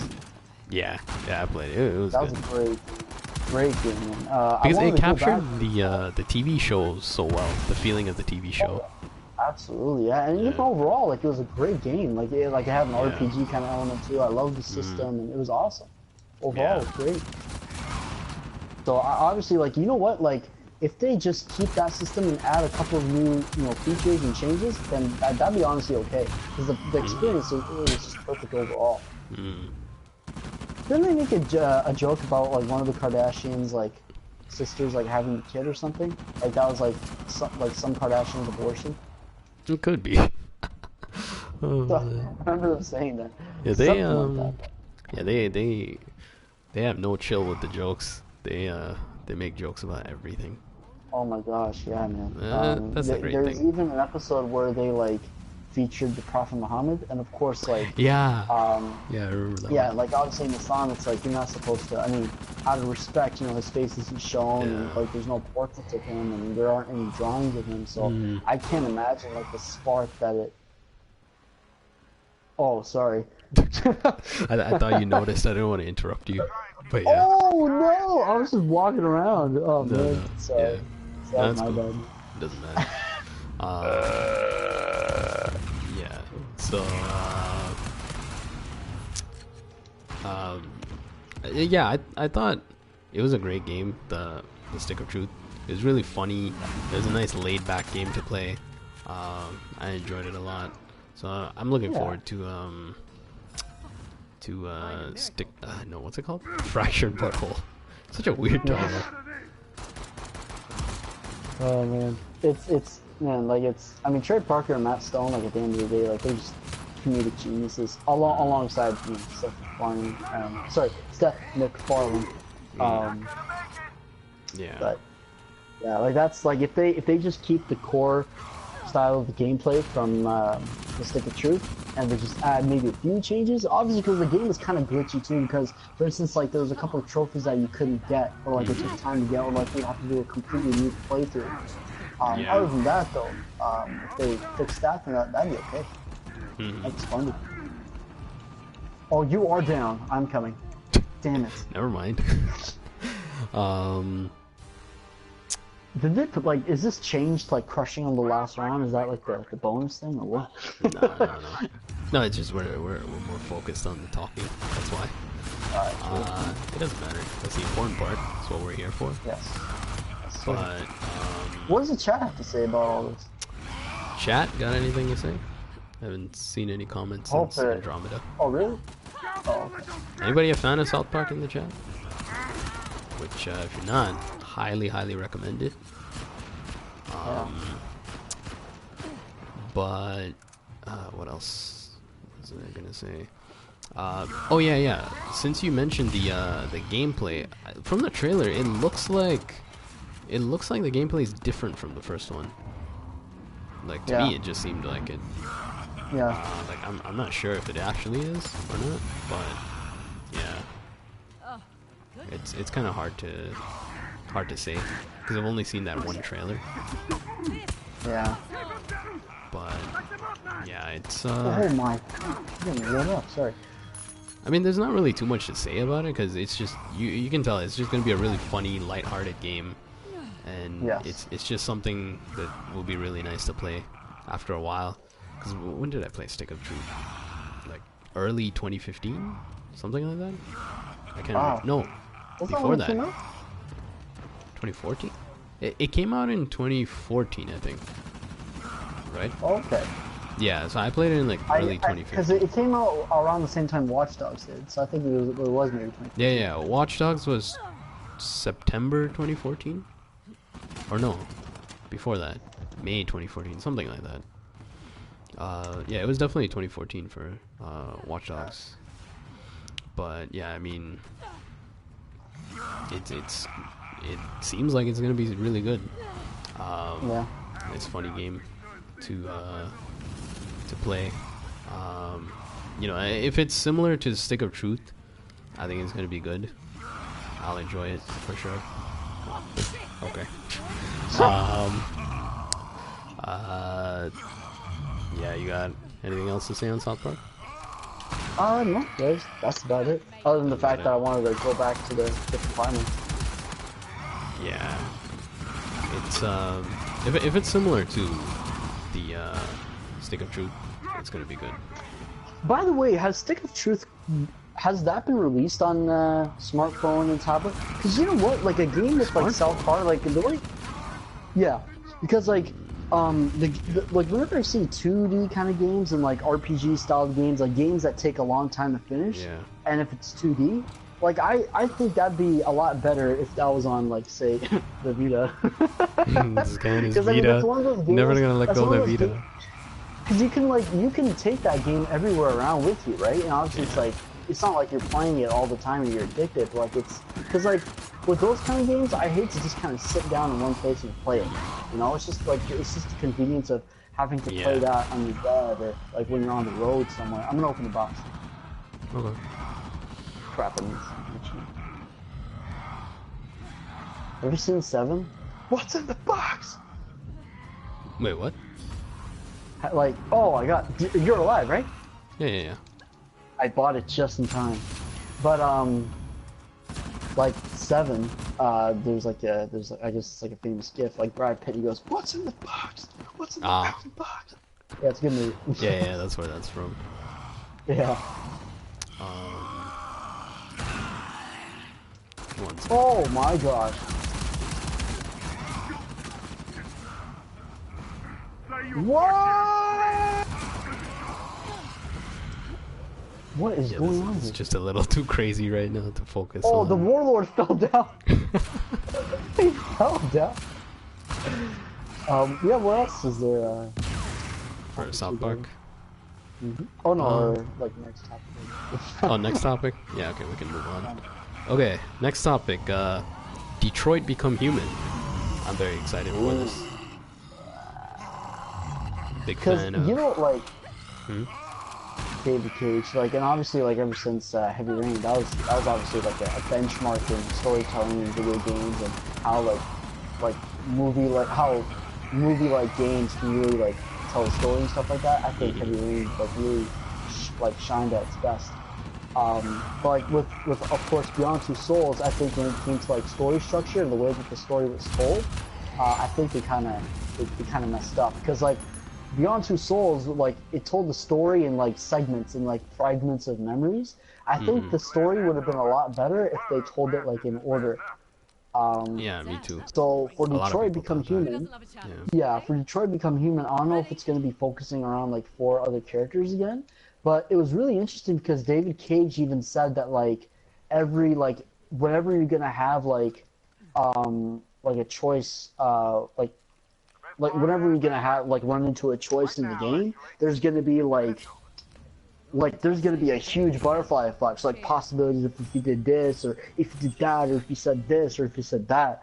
So just seeing that, like, I hope like it's not one of those things where like it changes the situation or it changes the story at that chapter, and then the next chapter it starts off as the same no matter what. I just hope that, like, because Heavy Rain, obviously, like, the story, like, there was like 20 different endings, something ridiculous like that. And I thought, wow, that's pretty incredible. So I hope, as long as Detroit makes a structured story that's told in order and it brings options for players, I think it's going to be a good game. Because I was going to say this too. Telltale, like, they make really good games. Their stories are great, and obviously, like, The Walking Dead just really kind of pushed them into the limelight. But the problem with Telltale games is you have these choice-oriented games, and then the ending to these episodes and the endings are just all the same. So it's like, okay, well, what's the point of making that choice? And they argued and said that, well, we didn't really want to make games like that. We just wanted to make the experience more personal. And I get that, but to me, that's just kind of a lame excuse to say, yeah, you know what, we were just lazy with designing and making different endings. So, you know what, the way I see it is, I think if a game provides you options, I think that, it would do it justice to have different types of endings. Because even with Naughty Dog's games, with how they added like choices in Uncharted 4, I was like, you know what? Honestly, like, what was the point of that? Like, it wasn't like the game, like, if it had it or it didn't, it wouldn't have made the experience better or worse. Like, if they just had not kept it in there, if they had not put it in there, then obviously it wouldn't have made a difference. And like, when you make the choice of, like, for instance, like, because I obviously, like, we played the game like multiple times, and when you make the choice in the beginning of how, like, when you, like, Elena asks you what my article is about, like, every answer is wrong. Yeah. So it's like, what's the point? I think these types of things, they have a nice effect on your very first playthrough, but any playthroughs after that, it doesn't make a difference, right? Though there was one good choice, I think, in Uncharted 4, actually, was when Sam asks you which adventure you want to tell about first, right? It's actually a very clever way of asking you what your favorite game was. Like, which Uncharted game was your favorite. Like, for me, it was Uncharted 3, so I told him the Realm of the Pillars. What? Yeah. Really? Uncharted 3 is the first game I played out of the series, so to me it's pretty special. So you favored that over Uncharted 2? Because it's the first game I played of the series, so it's kind of special, you know? Even though I think it had the worst story out of all the Uncharted's. I think it did have the worst story, Uncharted 3, but because it was the first one I played, like, I felt like I should tell them about that one. Right? Because that's what got me into the series, right? Right. I see what you're saying. Yeah. Even so, like, Uncharted 3 wasn't a bad game. That being the first game, that's still pretty awesome. No, but yeah, even what you said about Telltale, right? It's like, these types of... There's other games that do it better than them when it comes to your choices actually having, a significant effect. Yeah. Like, all of the, Heavy Rain, Beyond Two Souls, Life is Strange, these are great games that take advantage of that stuff, right? Like, you really see the impact of your choices in those games. Whereas for The Walking Dead, right? Here's what I noticed in The Walking Dead, right? If you decide to save someone, if you have a choice to kill or save someone in the series, right? Even if you save the person, they're just gonna die again later at some point. That's what I've noticed. Right. So that like Yeah. it normalizes it at some point, like no matter which choice you made, right? Like let's say there's Yeah. this guy and this other guy. You choose to save the first guy and you kill the second guy, right? That first guy is gonna die at some other point in the game, right? And then there will be no difference basically. Like both characters will be killed off. Like that's what I've noticed in what's it called? In the Walking Dead games. And Right. you know, there's so many other things too, like those freaking graphics of the Telltale games. I don't like those at all. They look so bad, and like the frame rate suffers and everything. Like, I mean, you know, how hard is it to get good graphics for these games? Like, I know they're trying to do this kind of comic book style and stuff, but I mean, it's getting old. Like, how many games have you put out already? Yeah. The I mean, Walking Dead. I don't know if you played season 3, which by the way, like I'm definitely waiting until that comes out on disc because it's great, man. But graphic wise, like it's good. It's a lot nicer, but I mean it still suffers from the same problems that you brought up too, like the frame rate and stuff like that. And obviously, it doesn't really look that appealing. Like one of the reasons why I couldn't get into Borderlands was because of how unappealing it looked. Me personally, Yeah. I mean. I agree. I play it now. It's a great game, but like when I first played it, it was hard for me to get into because, like, I kind of got a headache playing it. I don't know if it was too many colors, if it was too sharp. No, I think it's the graphics just hurt your eyes after some time. Yeah. Because it doesn't look that nice, right?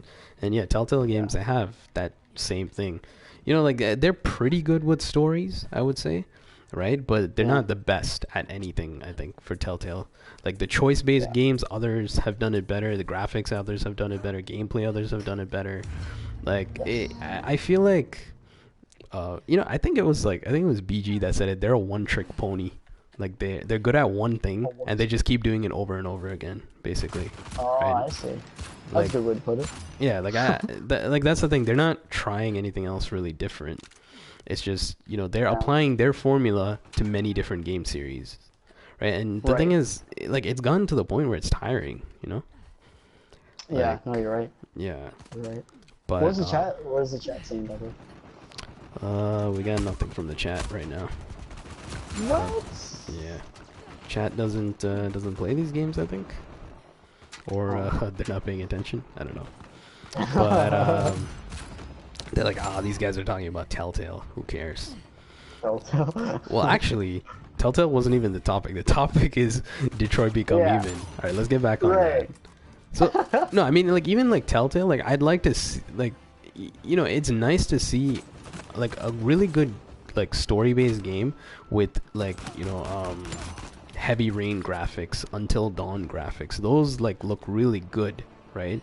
Yeah. I feel like you need... See, I always feel like this. There's three main things. The three big things you look for in a game are story, gameplay, and graphics. And I feel like every good game has to have at least 2 out of the 3. You know, if you only have one, then it's not gonna work, right? That's true. I feel like you need at least 2 of them. So if your gameplay is very simple and it's just a interactive story game, you better have a really good story and really good graphics. That's the only way you're gonna immerse people. You're not gonna immerse people with freaking comic book graphics. That's just my opinion. Yeah, because that's the thing. Like with The Last of Us, when you look at it, it is such a bare, basic game when it comes to gameplay. You're walking around, you're exploring. I mean, combat is obviously it's really diverse and it's really I think The Last tactical. of Us had all 3, to be honest. Like I thought it had really good gameplay too. Like I enjoyed it, but yeah. Yeah. I felt like its winner was definitely the story, and if it didn't have a good And the story, I graphics. think like the game would have been like good or like great, you know, would have been like game of the year, like game of the century. You know? Well, I mean, it kind Well, of that's the did, thing. because it did go on to become the most awarded game of all time. So. Oh yeah, but like that's what I was saying. Like I felt that was the case because of the story of like you know with Ellie, like with the characters and the story and obviously gameplay too. But yeah. Yeah, I feel like but all then- games should have like 2 out of 3. Yeah, go on. Yes. Sorry, what were you saying? Because the thing is, Metal Gear Solid 5, phenomenal looking game. A lot. I mean, at times it's my gosh, it's such a gorgeous game, man. Fantastic visuals, amazing gameplay, probably one of the best. Like, I'd have to say MGS5's gameplay mechanics are a lot better than in Uncharted 4's. And Uncharted 4's is perfect. Like, it's definitely perfect. Like, Yeah. I would say near perfect because when you're rolling, you snap onto cover, so I hate that. Yeah, But like, with MGS5, it has the most perfect controls. Story, which is what the saga is known for, just, oh my gosh. And it was obviously not Kojima's fault. Like, there was a whole fallout with Konami and stuff, but the game lacked in story. Yeah. But here's the thing with that, though. With graphics, like, most of the time for me, like, graphics wouldn't really matter for a game as long as it doesn't give me a headache. Because, I mean, it doesn't take great graphics to make a good game. You know, it's all about story and gameplay at this point. Because even, like, there's a game called Passage. It's a really tiny game. It's not on PS4. It's on PC. But basically, in a nutshell, it's a pixelated game, and it tells a story about, like, a man, like, you just go from one screen to the other. Like, as you're going across the screen, like, you just see how this pixelated man's life unfolds. And it was a really, really well done little game that this guy, like, made. And it's absolutely free.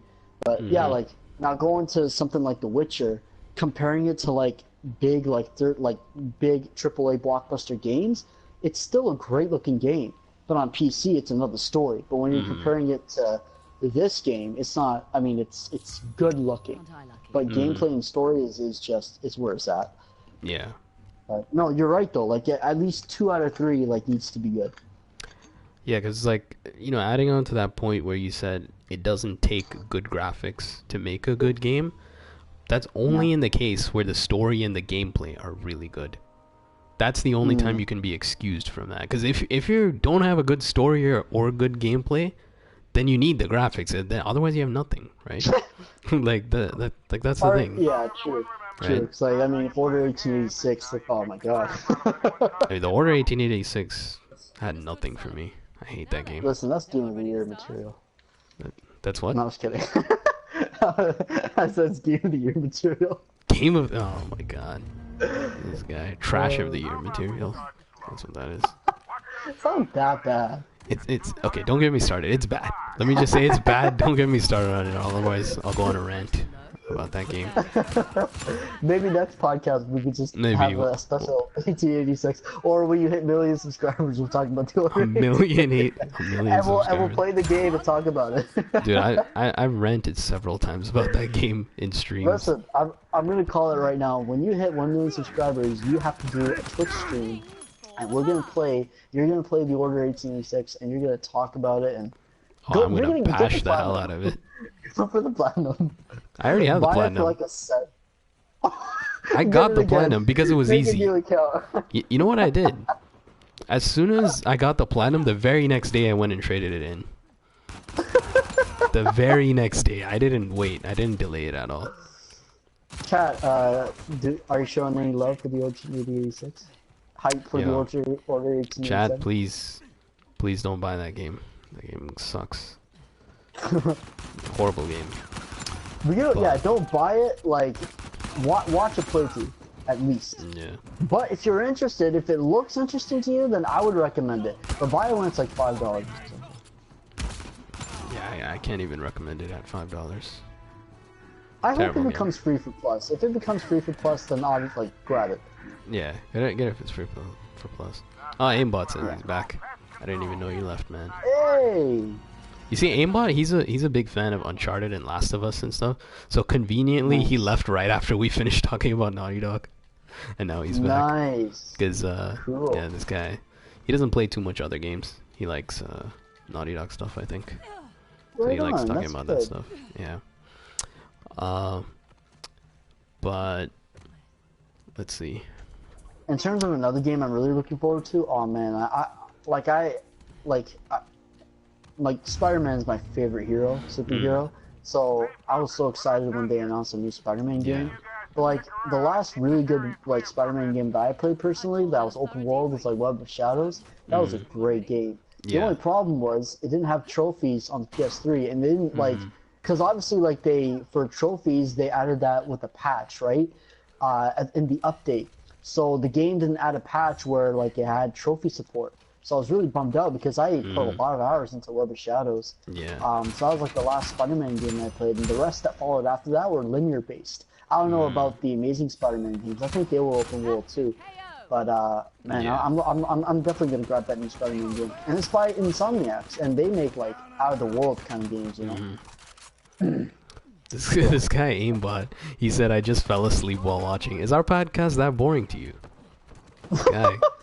Well, you know, no. To be fair, like you have a really soothing voice. Oh my god, this Like guy. I could fall asleep to your voice. This guy thinks I'm boring. No, like I mean, I'm kidding. you're conveniently relaxing. I only like third-person shooters. Oh, okay. Yeah. Huh. Well, Spider-Man's a third-person swinger. A third-person swinger. Oh, that just sounds funny.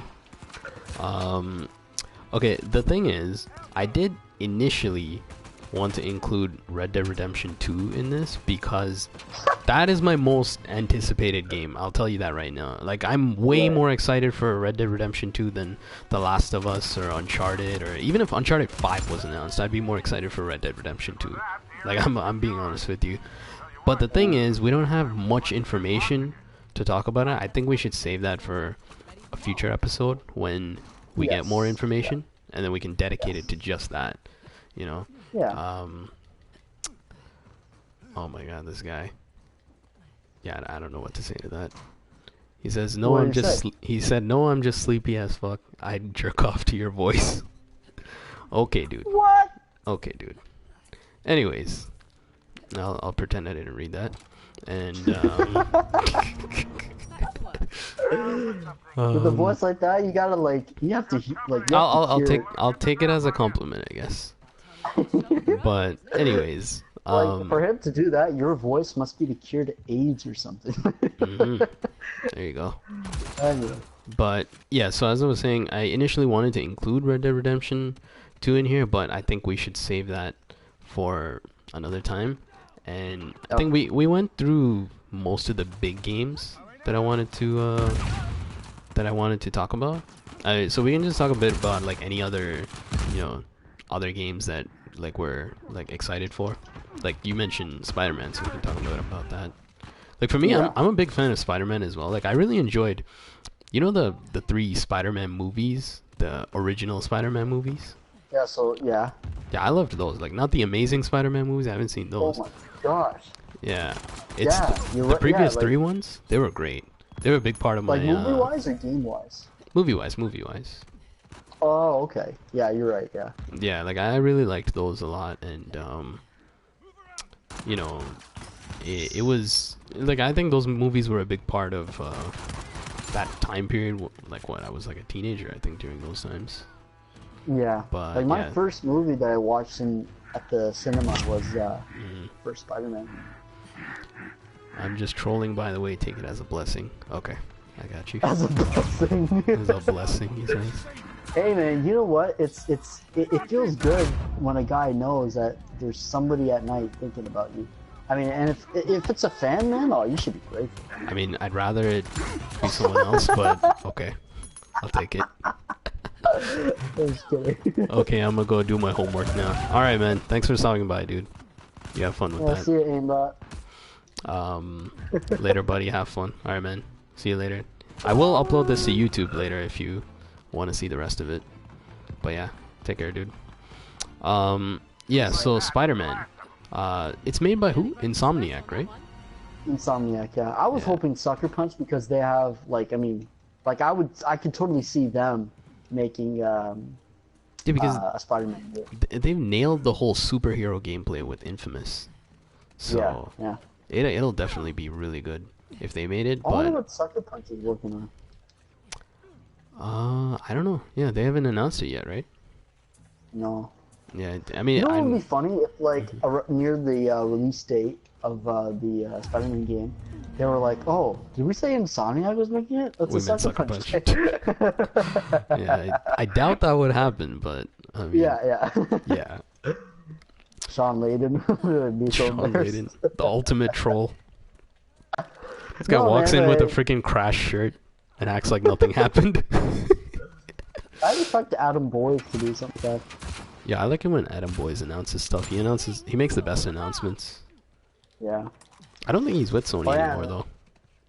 Really? Oh Yeah. yeah, he left. I think. Yeah, No, no. Did he? yeah, he did. That's kind of sad. Yeah, that guy was awesome. Yeah. But All right. What's next? What's next? oh on no, the yeah, list? just to finish off with Spider-Man. I remember I played a Spider-Man game that was on PS2, I believe. I think it was like the movie game, one of the Spider-Man movie 2. games. Spider-Man 2, yeah.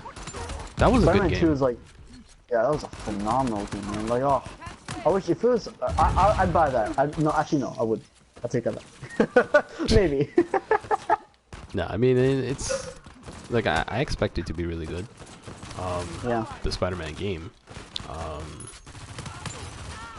You know, it's like we have what, just the one trailer to work off with, right? Like they haven't Yeah. confirmed anything else, right? No other news or I don't information. think so. Yeah. I'd be really upset if it was an open world, man. Oh my gosh, that'd be awful. I'd feel sick If it was open world. if it wasn't. Oh, if it wasn't. Yeah, no, it has to be open world. Yeah. Like you can't have Spider-Man without open world. Yeah. I mean, many superhero games, you don't want them open world for sure. Yeah. Speaking of, what do you think Rockstar is? What do you think Rockstar is working on? Rocksteady, because they're behind the Rocksteady. Batman game. Yeah. Yeah.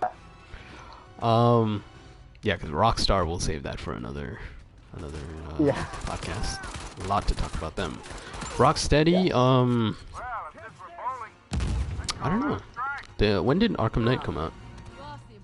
Arkham Knight came out last year, or 2 years ago actually. So I was thinking like they were gonna do like a Superman series. Maybe. That'd be kind of neat to see. Sorry. Hey, who made the Deadpool games? Who was that? Oh, that was it was third party. It wasn't exclusive. Not Namco. Dang, I don't think it was Warner Brothers. Maybe it was. I wouldn't be surprised if it was a Warner Brothers production. No, I mean Warner Brothers would be the publisher. Like they're the publisher Right. for Arkham Knight as well. But who's the dev? I have no idea.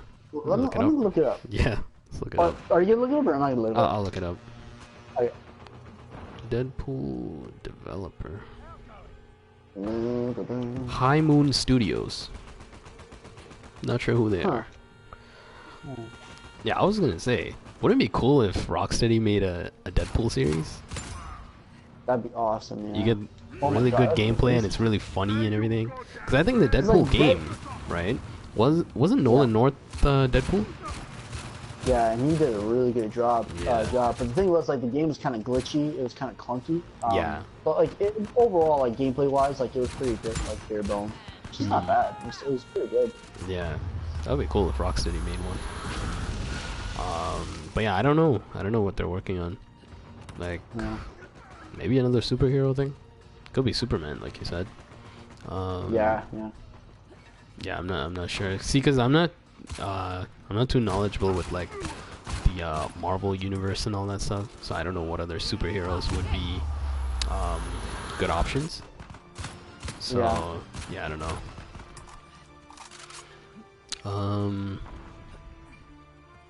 Yeah, I don't know. Rocksteady, we'll have to see what they're doing. Any other games you're excited for coming out this year that we haven't talked about yet? I mean, Resident Evil 7 Biohazard. Oh, like that has come out or haven't? Upcoming no, it stuff makes that's sense about to, to come yeah, out. it makes- Yeah.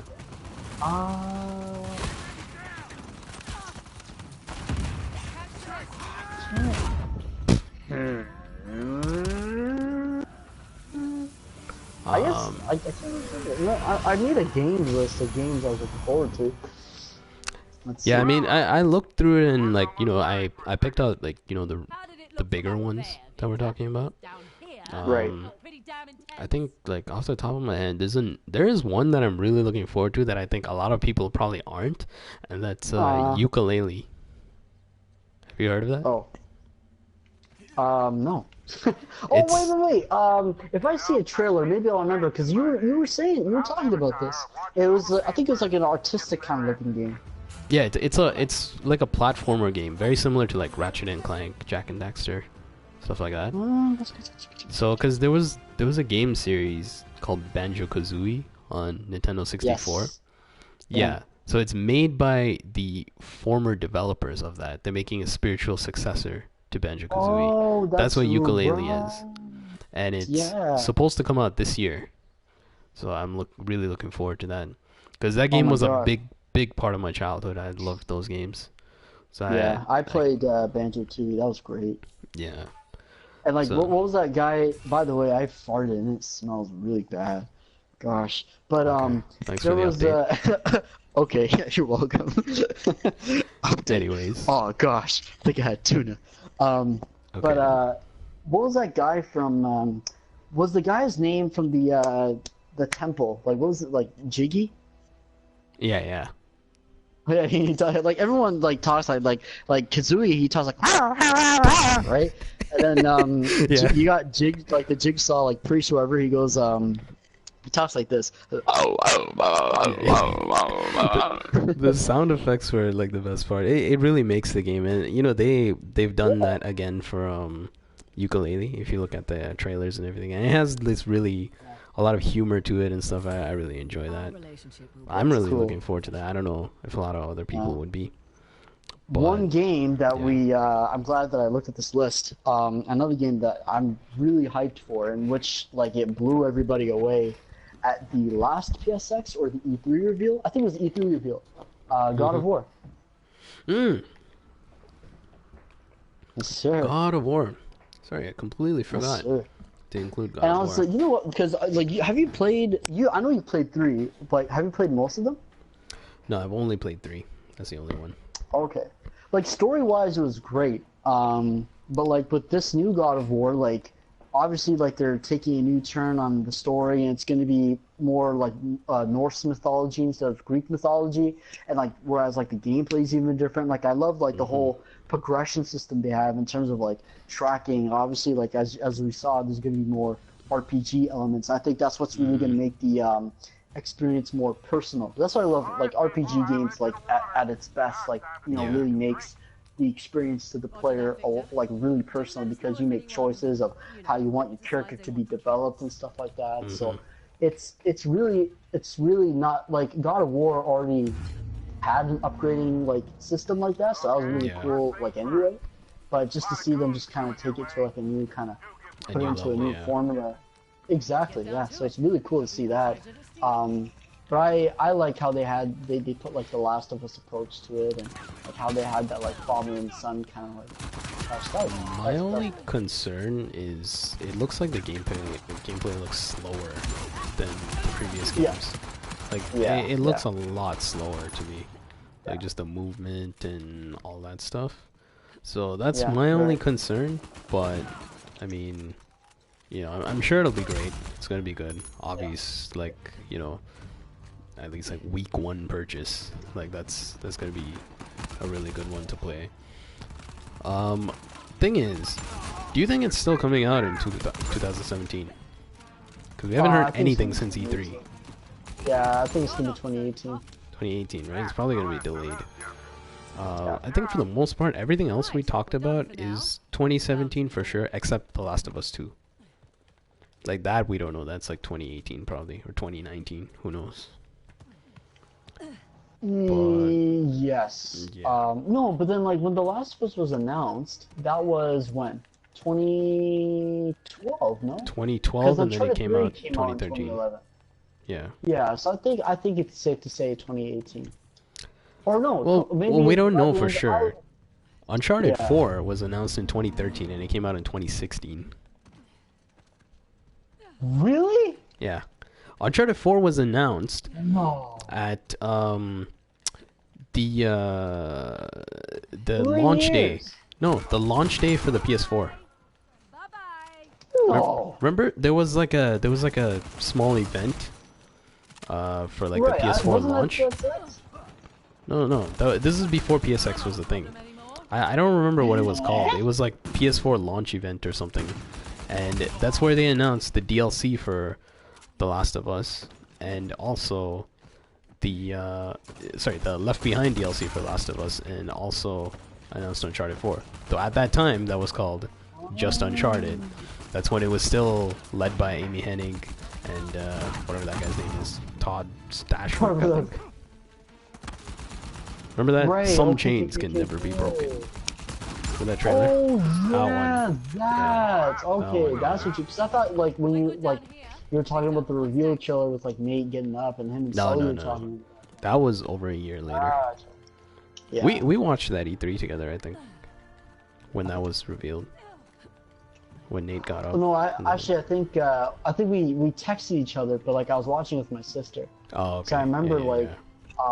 when they like showed the when that Naughty Dog logo Mm-hmm. came up, like I amped up the volume and like my sister and I were just kind of Yeah, engraved into the screen. And then my mom was like yelling. I was like, "What the fuck are you doing?" Yeah. No, But no, yeah, I mean now that I think about it, it didn't really take. I guess now because the game is out, it didn't really occur to me that the game took a long time to release.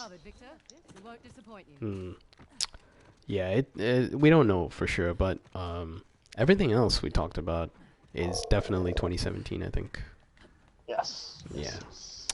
So I mean, But other than that, any I mean, other... if we come up with, I guess that's about it, really. I mean, I was looking through the games list. There's like some smaller games and stuff like Nier and things like that. Oh yeah, Like I'm looking yeah, forward near, to that. yeah. Yeah. There's like smaller Are you? games. Yeah, I played the demo, so I enjoyed it. So I'll probably try it. I didn't play the old Nier games or anything, but I did like the demo. Oh, It was fun. it's not new. No, it is a new game, but I'm just saying I didn't play the previous ones. Well, that's what I mean. So it's not like a brand new like IP. No, not a brand new IP. Ah, I think it's from either the PS2 or the PS3 days. oh. Yeah. I've never really heard of them. It's a Japanese hack and slash game. I don't know much about the old ones though, because it was Amanda that really told me about it. Like she told me she really liked those games, and then I saw the demo and I decided to give it a try since she recommended it. That was actually that good. was pretty cool. Yeah. Cool. By the way, just out of your curiosity, sorry, not out of your curiosity because I'm asking. Out of my like just out of curiosity. Yeah. Would you upgrade your PS4's hard drive? Unless you've already done that. I haven't, but I might need to, because like what I usually do is when I'm done with the game, not really playing it anymore, I delete it. I don't really keep games. Yeah. I don't keep games installed for a very long period of time unless I'm still playing it or I'm still playing the multiplayer or something like that, right? And Right. when there's with more games that keep me coming back to keep playing, I don't want to delete them. So I'm pretty sure at some point I will need to. Because even right now, I think I only have like 50 gigs available. Oh my goodness. So yeah. Yeah, like when I had Rainbow Six Siege. By the way, great game. But I had that and I deleted that, and obviously then I made space for Bloodborne. But then when I had like Rainbow Six Siege, like I had like 69 gig on my PS4. Yeah, man, like that's the thing. Like it's these next gen games are taking a toll on the hard drives. Yeah, they really are. You know, GTA 5, right now, with all the updates, is about 70 gigs. So here's the thing, like with updates, it's not like it deletes the last one, like it's added on top. Well, it depends on what it is. If it's new content, it adds it on top. If it's a patch like that corrects something, then it'll delete most of the old stuff. Okay. Right. But if you're adding new content, new game modes, new gameplay, new character models, things like that, then it's gonna add more to it. Because GTA, when I first got it on PS4, it was 55 gigs, and now it's like close to 70. Wow. Yeah. So yeah, these games they take up a lot of space. Yeah. Yeah. So I may upgrade it again. But yeah, we don't. Done and done. There's not too many other games to talk about at the moment. I think we'll No, save. sir. We'll save an episode for Red Dead Redemption 2 and Rockstar and all that stuff at a later point. Even if like, yeah, even Oh, if yeah. any other games or topics Yeah. of interest come up, we'll just jot them down or something. Yeah, I mean the main like point I wanted to get across for this one was the stuff about Naughty Dog, Uncharted, Last of Us, all that stuff. And then after Probably get that, off the chest. I mean that was the important stuff to talk about. And then afterwards Yeah. was just the other games that we're looking forward to that were coming out. Yeah, so yeah. I mean, we could probably end it there, unless you got Okay. anything else you want to say. I am all podcasted out at this point. I'll podcast it out.